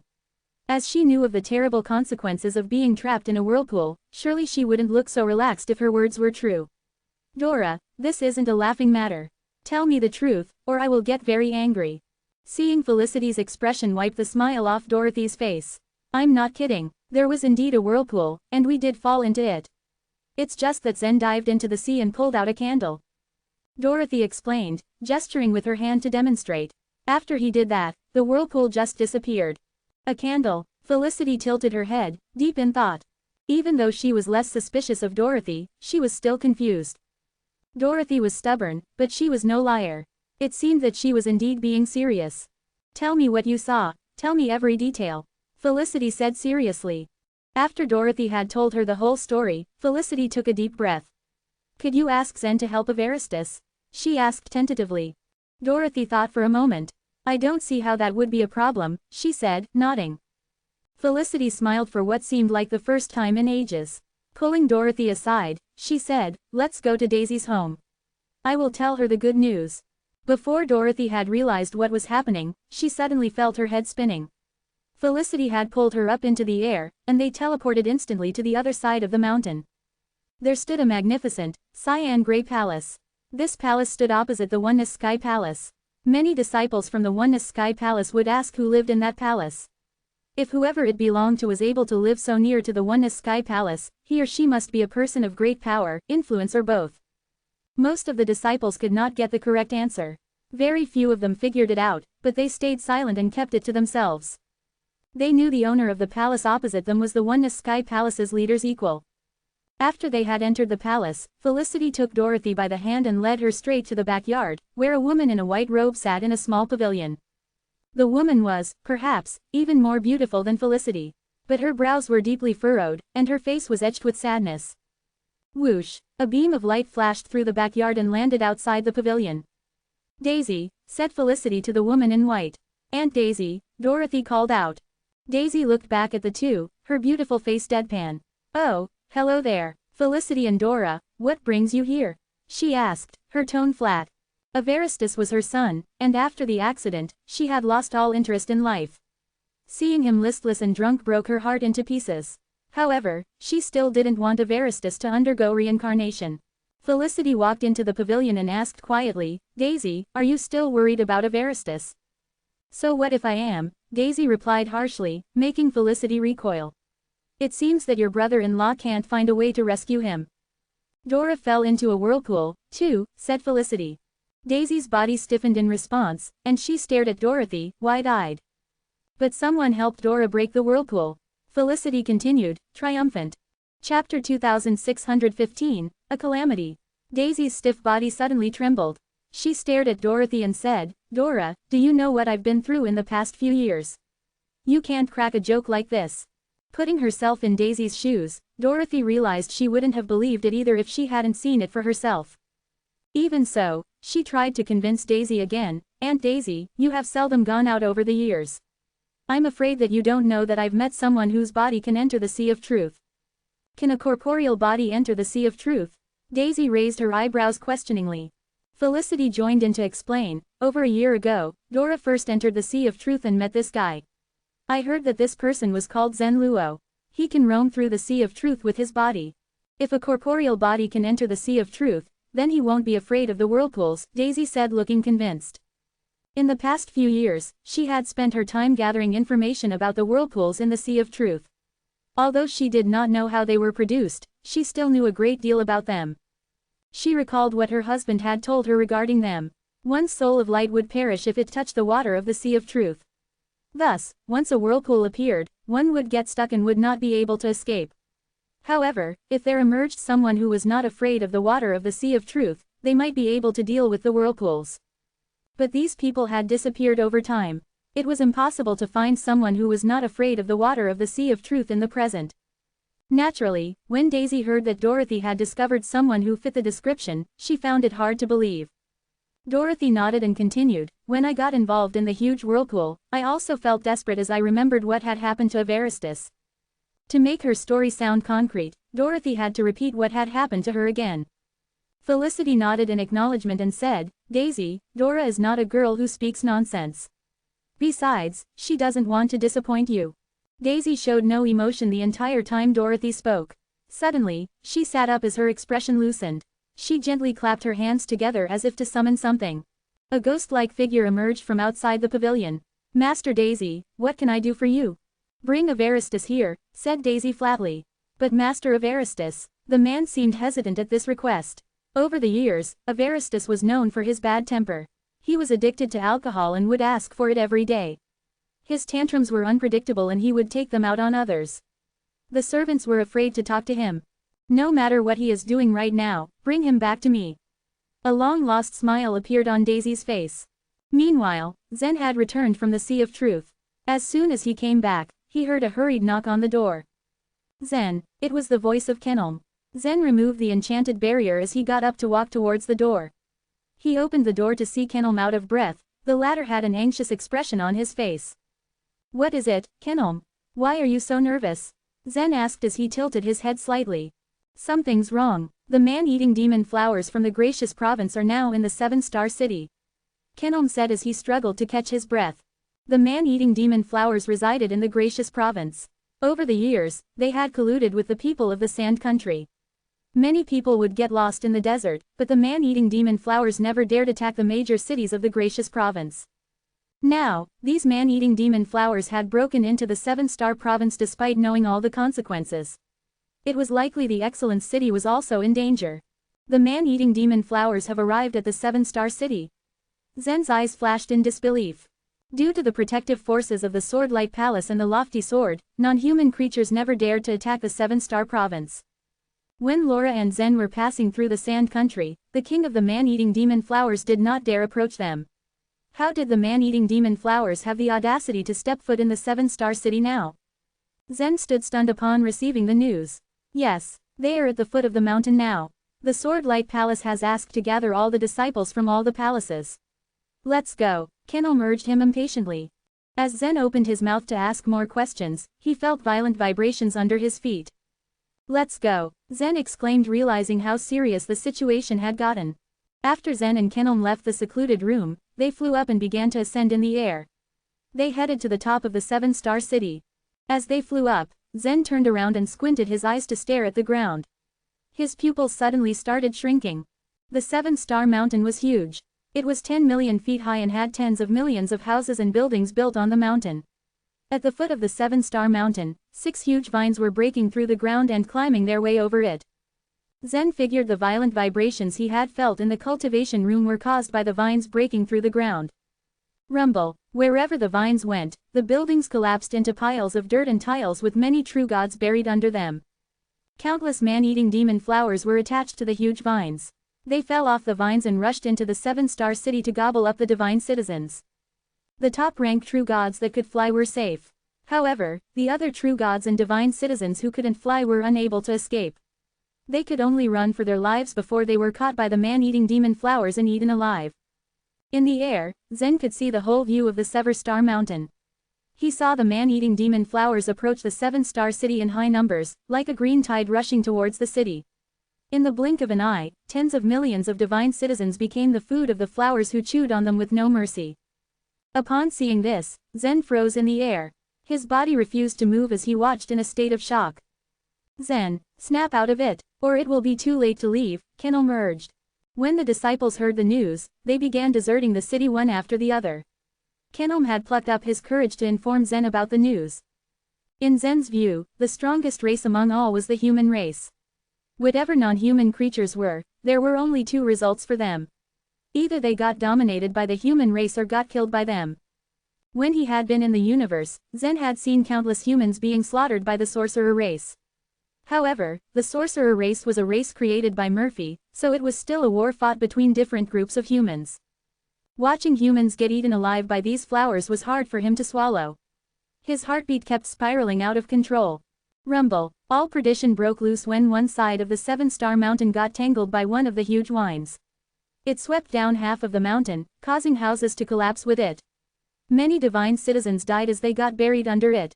At this moment, whether it was a true god or a divine citizen, their lives were as worthless as insignificant insects in the crevices. The Sword-Light Palace isn't afraid of the king of the man-eating demon flowers, is it? Why aren't they doing anything to stop these flowers? Zen asked as he watched the massacre in anger. I don't know. The most important thing to do right now is to run. Kenom cried out as he begged Zen. He was only a disciple of the Sword-Light Palace, so he had no idea of the intentions of the Sword-Light Palace. The flowers quickly climbed the giant vines. Within a few seconds, they had reached the middle of the 7-star mountain, not far away from Zen and Kenom. The 2 of them could even see the dense mass of man-eating demon flowers that were attached to the vines. Wah! Just then, Zen heard a sharp cry. He looked in the direction of the voice and saw a baby lying on the ground crying helplessly. Amidst the chaos, the divine citizens hadn't noticed it and kept running for their lives without realizing they had been walking all over its head. Kenom, you go first. As Zen spoke, he descended in a flash to rush to that street. Chapter 2616, Who is the Mole? After drawing an arc in the sky, Zen descended into the crowd and stood in front of a baby. The crowd rushed forward, bumping into Zen. However, Zen remained unmoved as he was as firm as a solid rock. Rumble. Just then, the ground below their feet suddenly trembled and collapsed while the huge vines emerged and rushed along the street. At that moment, hundreds of people were unfortunate enough to be crushed by the huge vines, turning them into a bloody mist. In the blink of an eye, there was a bloodbath on both sides of the street. Many of the divine citizens were not prepared for the sudden attack, leaving them with no time to run away from the threat. As a result, they were swallowed whole by the man-eating demon flowers that were released by the vines. The corner of Zen's eyes twitched at the sight of the chaos in front of him. Holding the baby he found in the street, he felt helpless as he could not do anything much to help the people at that moment. Just as the giant vines approached him, Zen performed the grand teleportation. In an instant, a space wave flashed in front of him, making him disappear from his current position.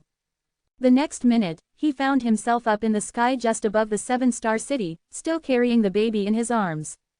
Soon after, he saw dozens of people clad in cyan appear in the sky above the city. These people emitting extraordinary auras were all powerful warriors at the other shore realm led by no other than Laura and Ingram. Just after they appeared, they instantly turned into cyan lights and charged towards the 6 evil giant vines. They must be the Stinger guards. Shaking his head, Zen thought that the guards should have acted sooner, and not now when most of the 7-star city had already been destroyed. Shortly after, Zen went directly to the top of the mountain where Fegan, Jago, and the others were. Most of the disciples of the cultivation palaces gathered on the platforms opposite to the lofty sword. When Zen and the baby landed on the platform, he immediately asked, "What happened?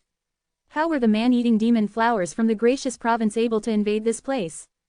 Upon hearing Zen's question, Fegan and the rest turned pale. In fact, very few monsters dared to enter and terrorize the 7-star province under the lofty sword's protection.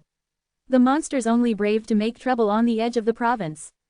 However, despite the lofty sword's protection, trouble still found the city. In fact, this was the first time for the disciples to see such a cruel scene in front of them. Even some of those who had reached the consummation of true God realm trembled in nervousness. It seems like someone has tampered with the lofty sword. It's not able to sense the invasion. What's worse is that it can't be activated now. Fegan stammered in anxiety. The disciples were not aware of what was happening. All they knew was that the Chu clan and the Yubai clan were in big trouble. At that moment, Zen took a glance at the lofty sword. Floating in the air, the officiant created a huge sword-like image from under his feet. "Why is this not working?" exclaimed the officiant as sweat formed on his forehead. It seemed that he was making the lofty sword work, but kept on failing after many attempts. Who could be helping these monsters? Zen asked, frowning. "Well, who knows? Those non-human monsters are unpredictable," Fegan said sadly as if he had already lost all hope.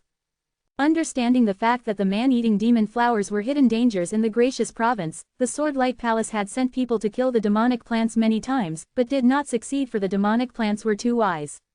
Every time they were attacked, they would hide underground.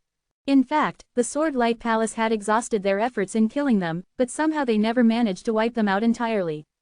Fortunately, they had never gone too far, so the Swordlight Palace became laid back with its efforts. After hiding for so many years, it was a surprise that the king of the man-eating demon flowers had greatly improved its strength. And as of today, it was causing havoc and wreckage in the entire 7-star city. The attacks were quite strange. In fact, it seemed like an obvious premeditated plan. Why did the man-eating demon flowers launch an attack when the lofty sword was tampered? Meanwhile, a loud voice echoed from above. "Officiant, forget the lofty sword. Let's work together and directly kill the king of man-eating demon flowers. Although it has become stronger, we couldn't just let go without a fight. We still have a chance to defeat it with the help of the 3 elders." Spoke a man in cyan who was in his middle age. He had a square face with a chiseled jaw which gave off an awe-inspiring aura. As the voice trailed off, 3 more people flew over from a distance. They stood behind the middle-aged man. Observing the middle-aged man, Zen could not help but size him up as he looked at him from head to toe. While Zen's heart skipped a beat, he said, "Wow, they are so strong." The Swordlight Palace was a place with quite a few strong warriors at the other shore realm. But up until now, Laura and the officiant were regarded as the 2 most powerful. Even though Ingram was recognized as a 5-star Stinger guard, he was still much weaker than Leopold. The middle-aged man in cyan, along with the other 3 elders, had the similar majestic aura as Layton. "Father," Fegan greeted the man in cyan. It was his father, Reynald Chu, the current leader of the Swordlight Palace. But at that critical moment, Reynald only cast a quick glance at his son, Fegan, and then ignored him. Turning a deaf ear to Reynald's words, the officiant waved his hands. Soon, numerous little swords materialized and rushed into the lofty sword's body. Shortly after, a ray of light aroused from the bottom of the lofty sword with lines rushing up along its edge. At this moment, it seemed that the sword had finally come back to life. "Not to worry, after repairing the lofty sword, I will definitely chop these demonic plants into shreds." The officiant smiled from ear to ear. However, Reynald was not so happy about it as he frowned slightly. Flying behind the officiant, he said, "That's impressive. You have repaired the lofty sword in such a short time." Nodding, the officiant replied cautiously, "It's likely that someone has quietly placed some bugs in the lofty sword. They destroyed several of its magic arrays. But not to worry, for I've already restored the arrays. The lofty sword is heavily guarded, so I think the person who placed the bugs is probably one of us. There must be a mole in the Swordlight Palace." "A mole? How could that be? Reynald smiled as he repeated the question in a peculiar voice. At that moment, the officiant sensed that there was something wrong about Reynald. Turning around, he saw Reynald's eyes. Taken aback, the officiant exclaimed, "Master Reynald, you."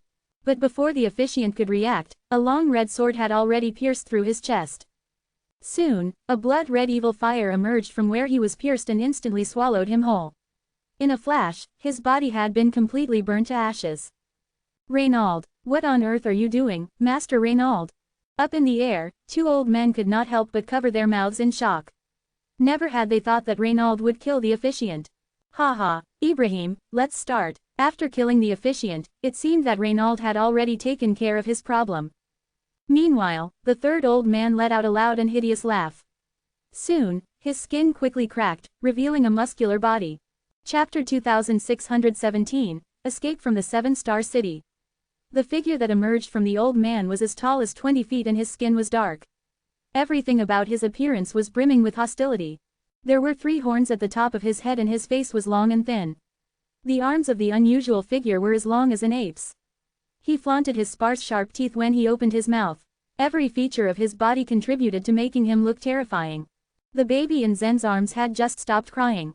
When its eyes met the deformed figure who suddenly appeared, it began to cry loudly again. Traumatized by what it saw, it embraced Zen tightly. When the 2 elders of the Swordlight Palace saw this scene, their faces turned extremely sullen. "It's a member of the Black Armor race. You were actually hiding in Elder Theon's body." The elders were fuming with anger. They turned to the leader of the Swordlight Palace and exclaimed, "Reynald, you're the leader of the Swordlight Palace. How could you bring a monster to invade it? What is your purpose?" The Black Armor race resided in the Bayrock province, which was situated west of the Seven-Star province. The members of the race resembled humans in features. However, their unforgiving brutality and violent tendencies set them apart from human beings. Under the steady protection of the lofty sword, the Swordlight Palace flourished over the years. During that time, the Stinger Guards had repeatedly entered Bayrock province to kill off many Black Armor members. If the Swordlight Palace continued to prosper, it would continue to grow its roots further to the Bayrock province and drive the Black Armor race away. Both the Black Armor race and Swordlight Palace were as incompatible as fire and water. No one of the Black Armor race dared to enter the Seven-Star province with malicious intentions, fearing the power of the lofty sword. However, now they had broken the lofty sword and killed off the officiant. With nothing protecting the Seven-Star city, they colluded with the king of the man-eating demon flowers to attack it. And the ringleader behind all this was no one but the head of the Swordlight Palace, Reynald. Reynald returned the cold stare of the elder who questioned him. A venomous smile appeared on his face as he spoke. "You old mongrel, now you finally call me the leader of the palace. Caspian has been dead for 500 years, and I haven't seen you treat me as the leader of the palace even once since then. And that jerk still tries to take my place. Since you didn't treat me well, you have no right to blame me for doing this." Since Caspian's death, Reynald had taken over the Swordlight Palace. But in name, he was only the acting leader and never had any authority over ruling it. Once Caspian's tomb was found, the Swordlight Palace would have a new leader. Reynald had tried his best to act as a leader over the years, but his efforts were never recognized. He had devoted himself completely for the prosperity of the Swordlight Palace, but he always felt underappreciated. The fear of losing his position in the future forced him to form alliances with the enemy.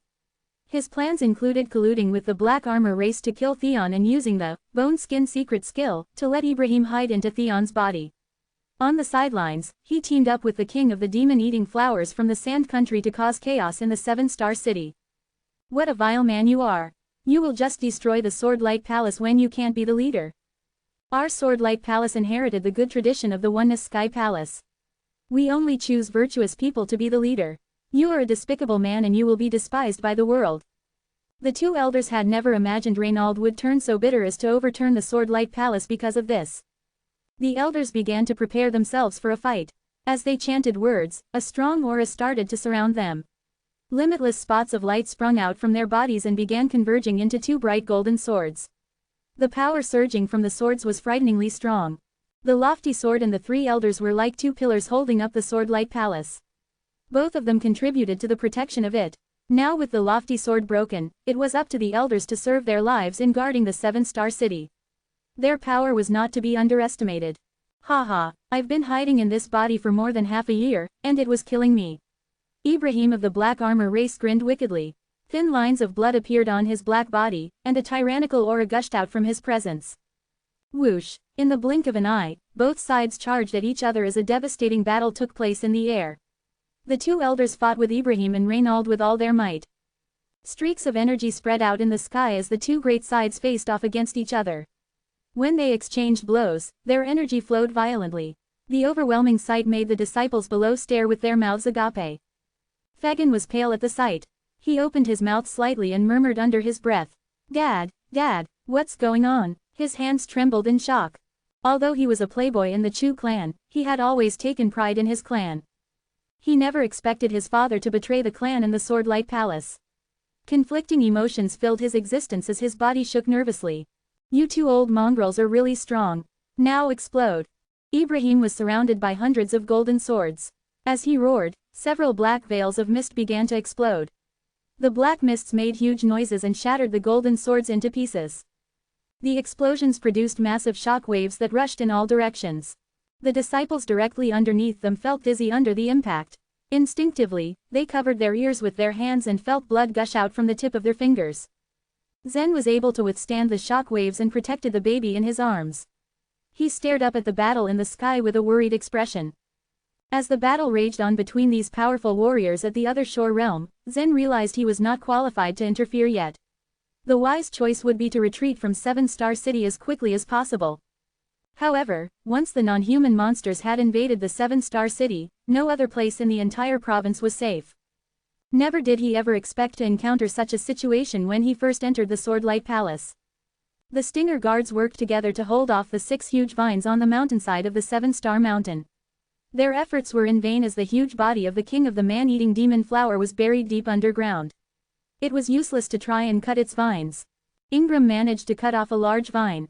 He immediately rushed to Laura's side and said, "We must ask Elder Percival and the others to work together to go underground and shatter the real body of the king of the man-eating demon flowers."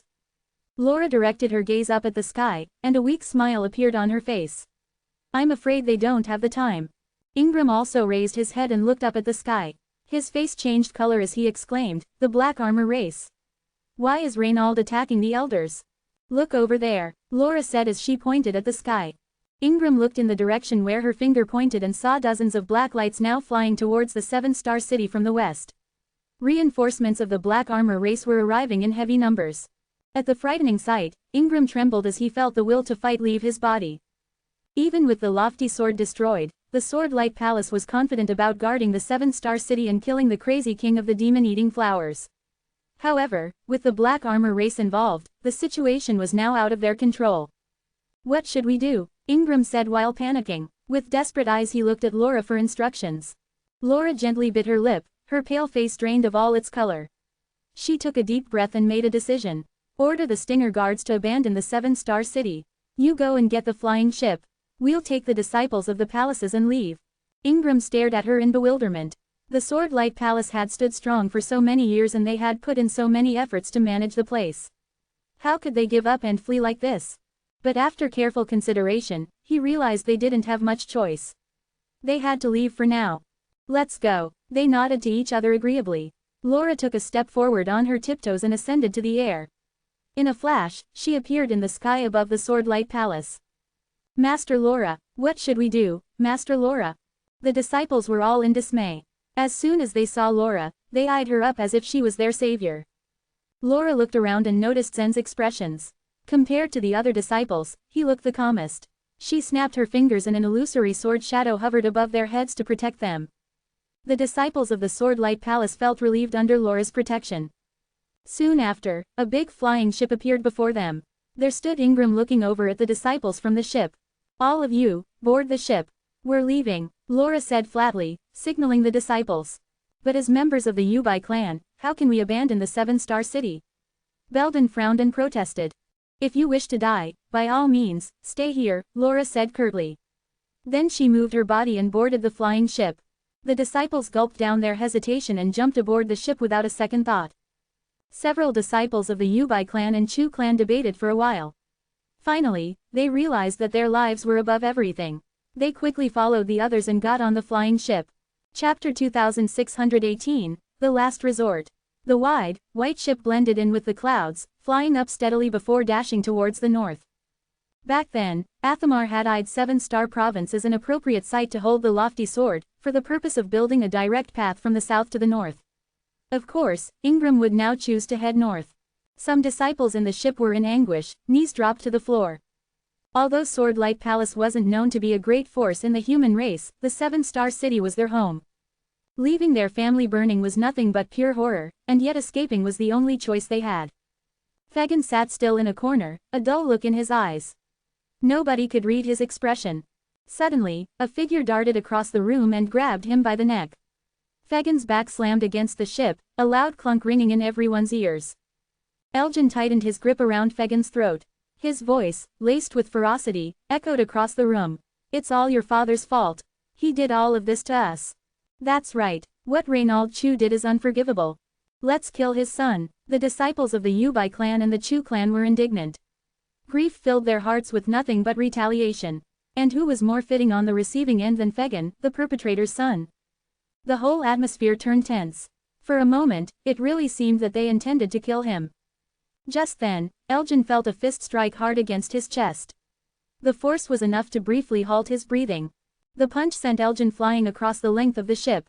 He could do nothing as he collided against the reinforced wall, creating an even louder, resounding thud.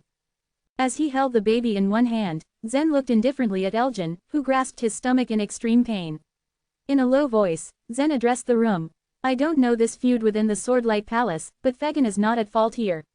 If anything, he is also a victim." Fagin resigned to the floor, making no effort to compose himself. "If my death means the safety of the Swordlight Palace, then by all means, please kill me," he said, voice trembling. As he heard Fagin's defeated voice, Zen felt immense sadness. The prosperous Swordlight Palace was eradicated overnight. A place that had been a peaceful, stable home for many was no more, even the disciples had to flee. The human race was truly too weak. At the ship's bow were Ingram and Laura. They both sighed and shook their heads as they watched everything unfold. They were more attached to the Swordlight Palace than the younger ones. Its destruction brought them far greater pain and misery. Agony also tormented Kenelm and his friends. As natives of Excellence City, they had always dreamed of joining the Swordlight Palace. It felt so surreal when they finally achieved their goal. There were so many things to do. And yet, after they had cultivated in front of the lofty sword just once, disaster immediately tore their dreams to pieces. Kenelm was most frustrated. Zen had asked him to give up the reward for finding the former palace leader's belongings. But he had been unwilling to do so. After all, he had extraordinary talent. If he had used enough resources on himself, he believed he could have achieved anything he wanted. Just as everyone fell quiet, the ship shook. That was when they felt the impact. Almost instantaneously, the speeding ship cracked. "Guys, look out!" Laura screamed. She leapt up in the air with a grim expression. Fortunately, all the disciples were able to fly. Instincts enabled them to quickly stabilize themselves as they floated in air. As Zen secured his grasp around the baby, he saw 6 or 7 figures emerge not far away.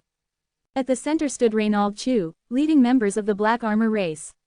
Each of them was at least 30 feet tall and had achieved the other shore realm. "Laura, you are the person in the Swordlight Palace I most want to kill. How can I let you escape?" Reynald Chu sneered. Ingram glared at him, eyes filled with anger. "What did you do to Elder Percival?" "Oh, him, he's dying, I guess," Reynald Chu replied, waving his hand indifferently. Laura felt so defeated as the devastation paralyzed her. For once, she could not think to reply to his taunts. Not far away from them, Fagin cried out, "Dad! Stop, you are accomplishing nothing by ruining the Swordlight Palace." Reynald Chu did not acknowledge his son. In fact, he did not react at all, as if he heard nothing. Laura lowered her eyes at them intently.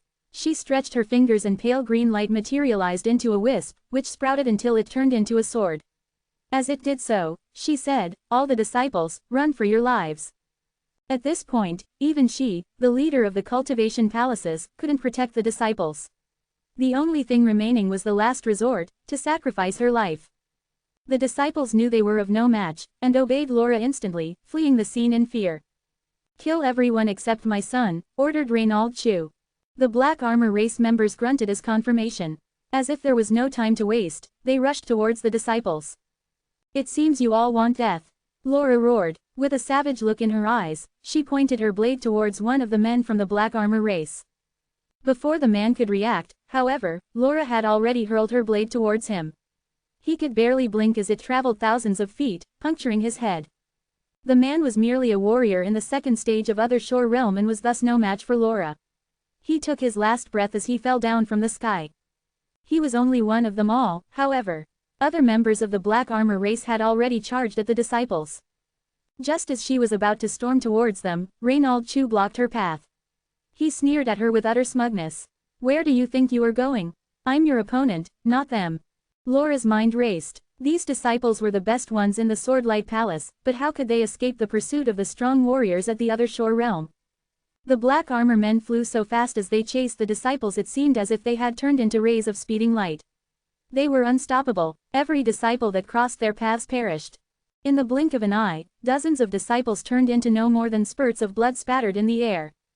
"Come with me," Zen called towards those who remained. Tens of disciples, including Fegan, Jago, Belden and Elgin, followed Zen closely. They knew of Zen's capabilities. Among these people, only he had the strength to contend against Other Shore Realm warriors. At that moment, Zen sensed a trace of space fluctuation from above. He looked around and spotted Kenelm flying near him. Eyebrows raised, Zen shouted at him, "Kenelm, catch!" He threw the baby in his arms to Kenelm, and then a long sword materialized in his hand. Not far away, a slender arm stretched out from the space wave and tried to grab Belden. Zen, who had been falling rapidly, caught sight of the trouble. He stomped lightly, and all of a sudden, he halted midair. Waves blending energy simultaneously began to burst out of him. The waves blending strike, swish, a gleam of sword radiance shot out. Crack, the sword radiance cut off the arm cleanly, as if it could have just easily split heaven and earth. The Black Armor man came out of space screaming. He had never thought that these disciples could hurt him, much less cut off one of his arms. He shrieked, "Brat, you're wishing for death." Zen did not stop after striking. He activated grand teleportation, then went into the jungle below. They were not in the Divine Land. With his current strength, it would be difficult to battle against powerful warriors at the Other Shore Realm. However, he had another advantage he could rely on, the Imperial Sword Seal, courtesy of Athamar. Athamar had told him that the power of the Imperial Sword Seal depended on the sword's grade. As such, Zen wondered how powerful it would be if activated by the Soaring Snake Sword. However, the Soaring Snake Sword was too valuable to unveil in front of others. It was thus a last resort, saved for the most desperate moment. Chapter 2619, Intensify. The Seven-Star Province was vast. Though there were over a dozen big cities developed by the Swordlight Palace, the other parts of it were covered with vast jungles. Bang! Falling from the sky, Zen broke an ancient huge tree in his track. Surviving the fall, Zen stood firmly on the thick leaves. Fallen leaves piled all over the ground, making the air smell rotten. The jungle was filled with sounds of little animals running around. Crack, clap, following Zen, some other disciples also fell into this area. Having the same thought as Zen, they wanted to hide in the jungle and escape from this disaster. Bang! Hearing the loud sound from far away, these disciples were dumbfounded. A violent impact wave spread out in all directions, destroying all the towering trees and shrubs. Soon after, it left an empty ground within 10 miles. A Black Armor warrior stood thousands of feet away from Zen. Having one of his arms cut off by Zen, the warrior was in a state of rage. With his other hand drooping on the ground, he walked slowly towards Zen just like a gorilla, while commenting in an influent way, "You're truly worthy of your reputation as a disciple from the Swordlight Palace. You can hurt me even without reaching the Other Shore Realm. It's really surprising." Watching from afar, Kenelm, Belden and the rest spoke with Zen, almost at the same time, through their life vitality. "Zen, run, he's going to kill you." Hearing their reminders, Zen only revealed a bitter smile.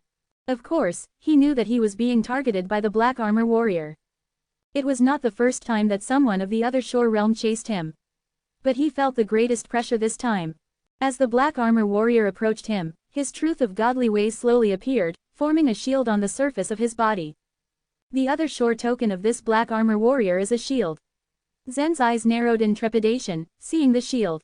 He decided to employ the grand teleportation technique, seeing that the Black Armor warrior was only 2,000 feet away from him. Noticing that the space channel was about to come into shape, the Black Armor warrior sped up significantly.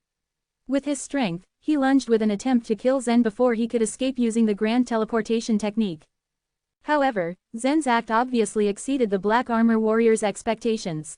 He didn't plan to escape through grand teleportation at all.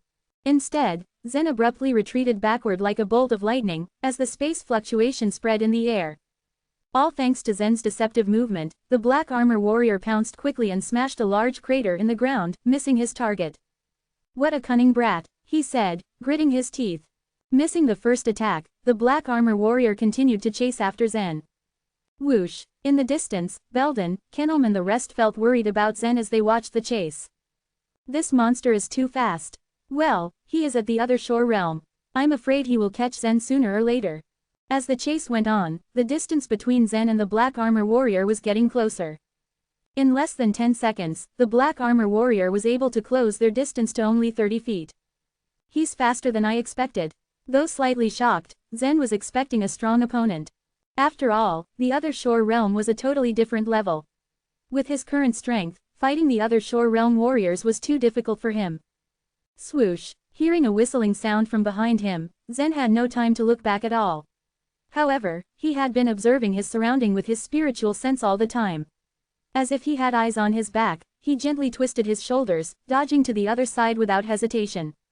Just as Zen avoided the attack, the Black Armor Warrior's long hand suddenly came at his waist, twisting like a snake. What? His hand. Shocked, Zen realized that he made a mistake. Although the Black Armor race members had hands and feet, and they looked like larger-sized humans, they were completely different from the human race. Their arms had no joints, so they could twist them at will, launching an attack from an unexpected direction. In a moment of desperation, Zen exerted all his strength, activating the truth of cultivation nature. With his entire body being as nimble as a mouse, he tried to escape the grasp of the Black Armor Warrior. Whoosh! Zen's move caught the Black Armor Warrior unprepared. He thought that since Zen was a disciple of the Swordlight Palace, he would be practicing only the truth of eternal sword intent. After all, this was not the first fight between the Black Armor race and the Swordlight Palace. Twisting his body smoothly, Zen managed to escape. Without any hesitation, Zen lifted his sword, exerting the Wei's blending energy. Bang! At such a close distance, Zen's Wei's blending strike hit the Black Armor Warrior directly. But as soon as his sword reached his opponent, a shield shadow suddenly emerged from the surface of the latter's body. With the help of the shield shadow, the Black Armor Warrior was able to withstand the blow. The sword in Zen's hand broke into pieces, but the explosion of the Wei's blending energy created a huge impact force, pushing the Black Armor Warrior several thousand feet away from him. Zen retreated towards the other direction, increasing the distance between them. Seeing that Zen was safe, Kenom felt overjoyed. "Good job, Zen." On the other hand, Belden still felt worried. He needs to move faster to lose him and escape. He needs to find a way to get rid of his enemy. Just as Belden concluded, the Black Armor Warrior was more infuriated after being pushed away. Letting out an angry roar, he chased after Zen again at a double speed. He began to view Zen as a worthy enemy this time. In the blink of an eye, they had both rushed into the depths of the jungle. With the help of the truth of cultivation nature, Zen moved through the dense bushes as quickly as a monkey. On the other hand, the Black Armor Warrior dashed forward, breaking every towering tree in his path and leaving everything in a mess.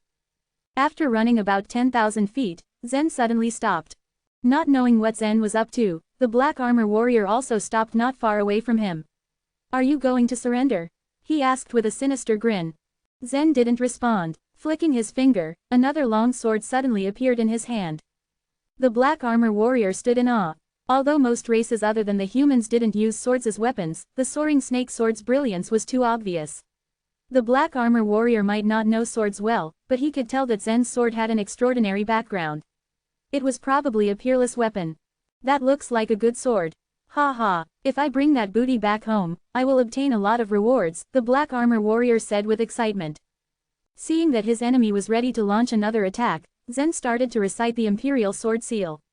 The truth of eternal sword intent in his body constantly gathered in the attack he was preparing. Soon, Zen felt a burning sensation on his chest, as a dark golden light shot into the soaring snake sword. Buzz! At this moment, Zen felt the soaring snake sword in his hand had come to life. Chapter 2620, An Unknown Powerhouse. It would appear as though Zen was not fully in control of the soaring snake sword anymore. The sword was trembling violently as he held it in his right hand. To him, it seemed like it was struggling really hard to break free. He attempted to tighten his grip on it even more. Buzz! The sword continued to vibrate furiously. Suddenly, dark golden strands started to radiate out of it. Simultaneously, the blade of the soaring snake sword became enshrouded by a small snake shadow. Its eyes opened and glinted for a moment. Almost at once, it silently disappeared. However, as it vanished, small snake heads emerged on the ends of the dark golden strands. Every single one of the strands looked like long and slender snakes. It was almost as if they were truly alive. What's happening? Is this some kind of trick? This fearsome display left the man from the black armor race effectively stunned. Instinctively, he brought his other shore token out. He acknowledged that the aura emanating from Zen's sword was indeed remarkable and powerful. Nevertheless, Zen was merely a consummate true god in his eyes. It did not matter how strong Zen was. The man was absolutely confident he wouldn't be able to break the invisible shield. After all, he was entirely covered by the shield shadow. The long and slender snakes were approaching his position very swiftly. There were thousands of them now, and their movements caused a loud rustling noise. There were many rocks and ancient trees that existed for thousands of years within the area. But as the snakes rushed towards their enemy, they were all chopped cleanly in half. The cuts were as smooth as glass. The man felt a chill run down his spine. All of a sudden, he noticed that there were cracks all over the shield shadow now. They were starting to spread quickly to his body too. The snakes were not even close to where he was. He began to lose consciousness as dark blood spilled out from the cracks in his body. After a short while, he collapsed into the ground. Rustle, rustle. Meanwhile, the snakes continued to move. They demolished and obliterated everything across their path. The man of the black armor race had previously created an open area. The snakes had burst out of its boundaries now. Every single snake could be compared to a harbinger of death. As thousands of them gathered, they brought about a surge of utter devastation. What on earth are those things? Halt! As Belden and the disciples of the cultivation palaces witnessed this, a wave of panic swept through them. Their faces were etched with looks of sheer terror. No one even dared to move. They watched in horror as the snakes plowed through the open area towards the other side of the jungle. They continued to ravage everything along the way. If this horrific scene was viewed from the skies, it probably looked like an invisible giant was cutting the jungle with a pair of invisible scissors. The flurry of snakes left a flattened path in their wake. Everything that came into contact with them was razed into smithereens.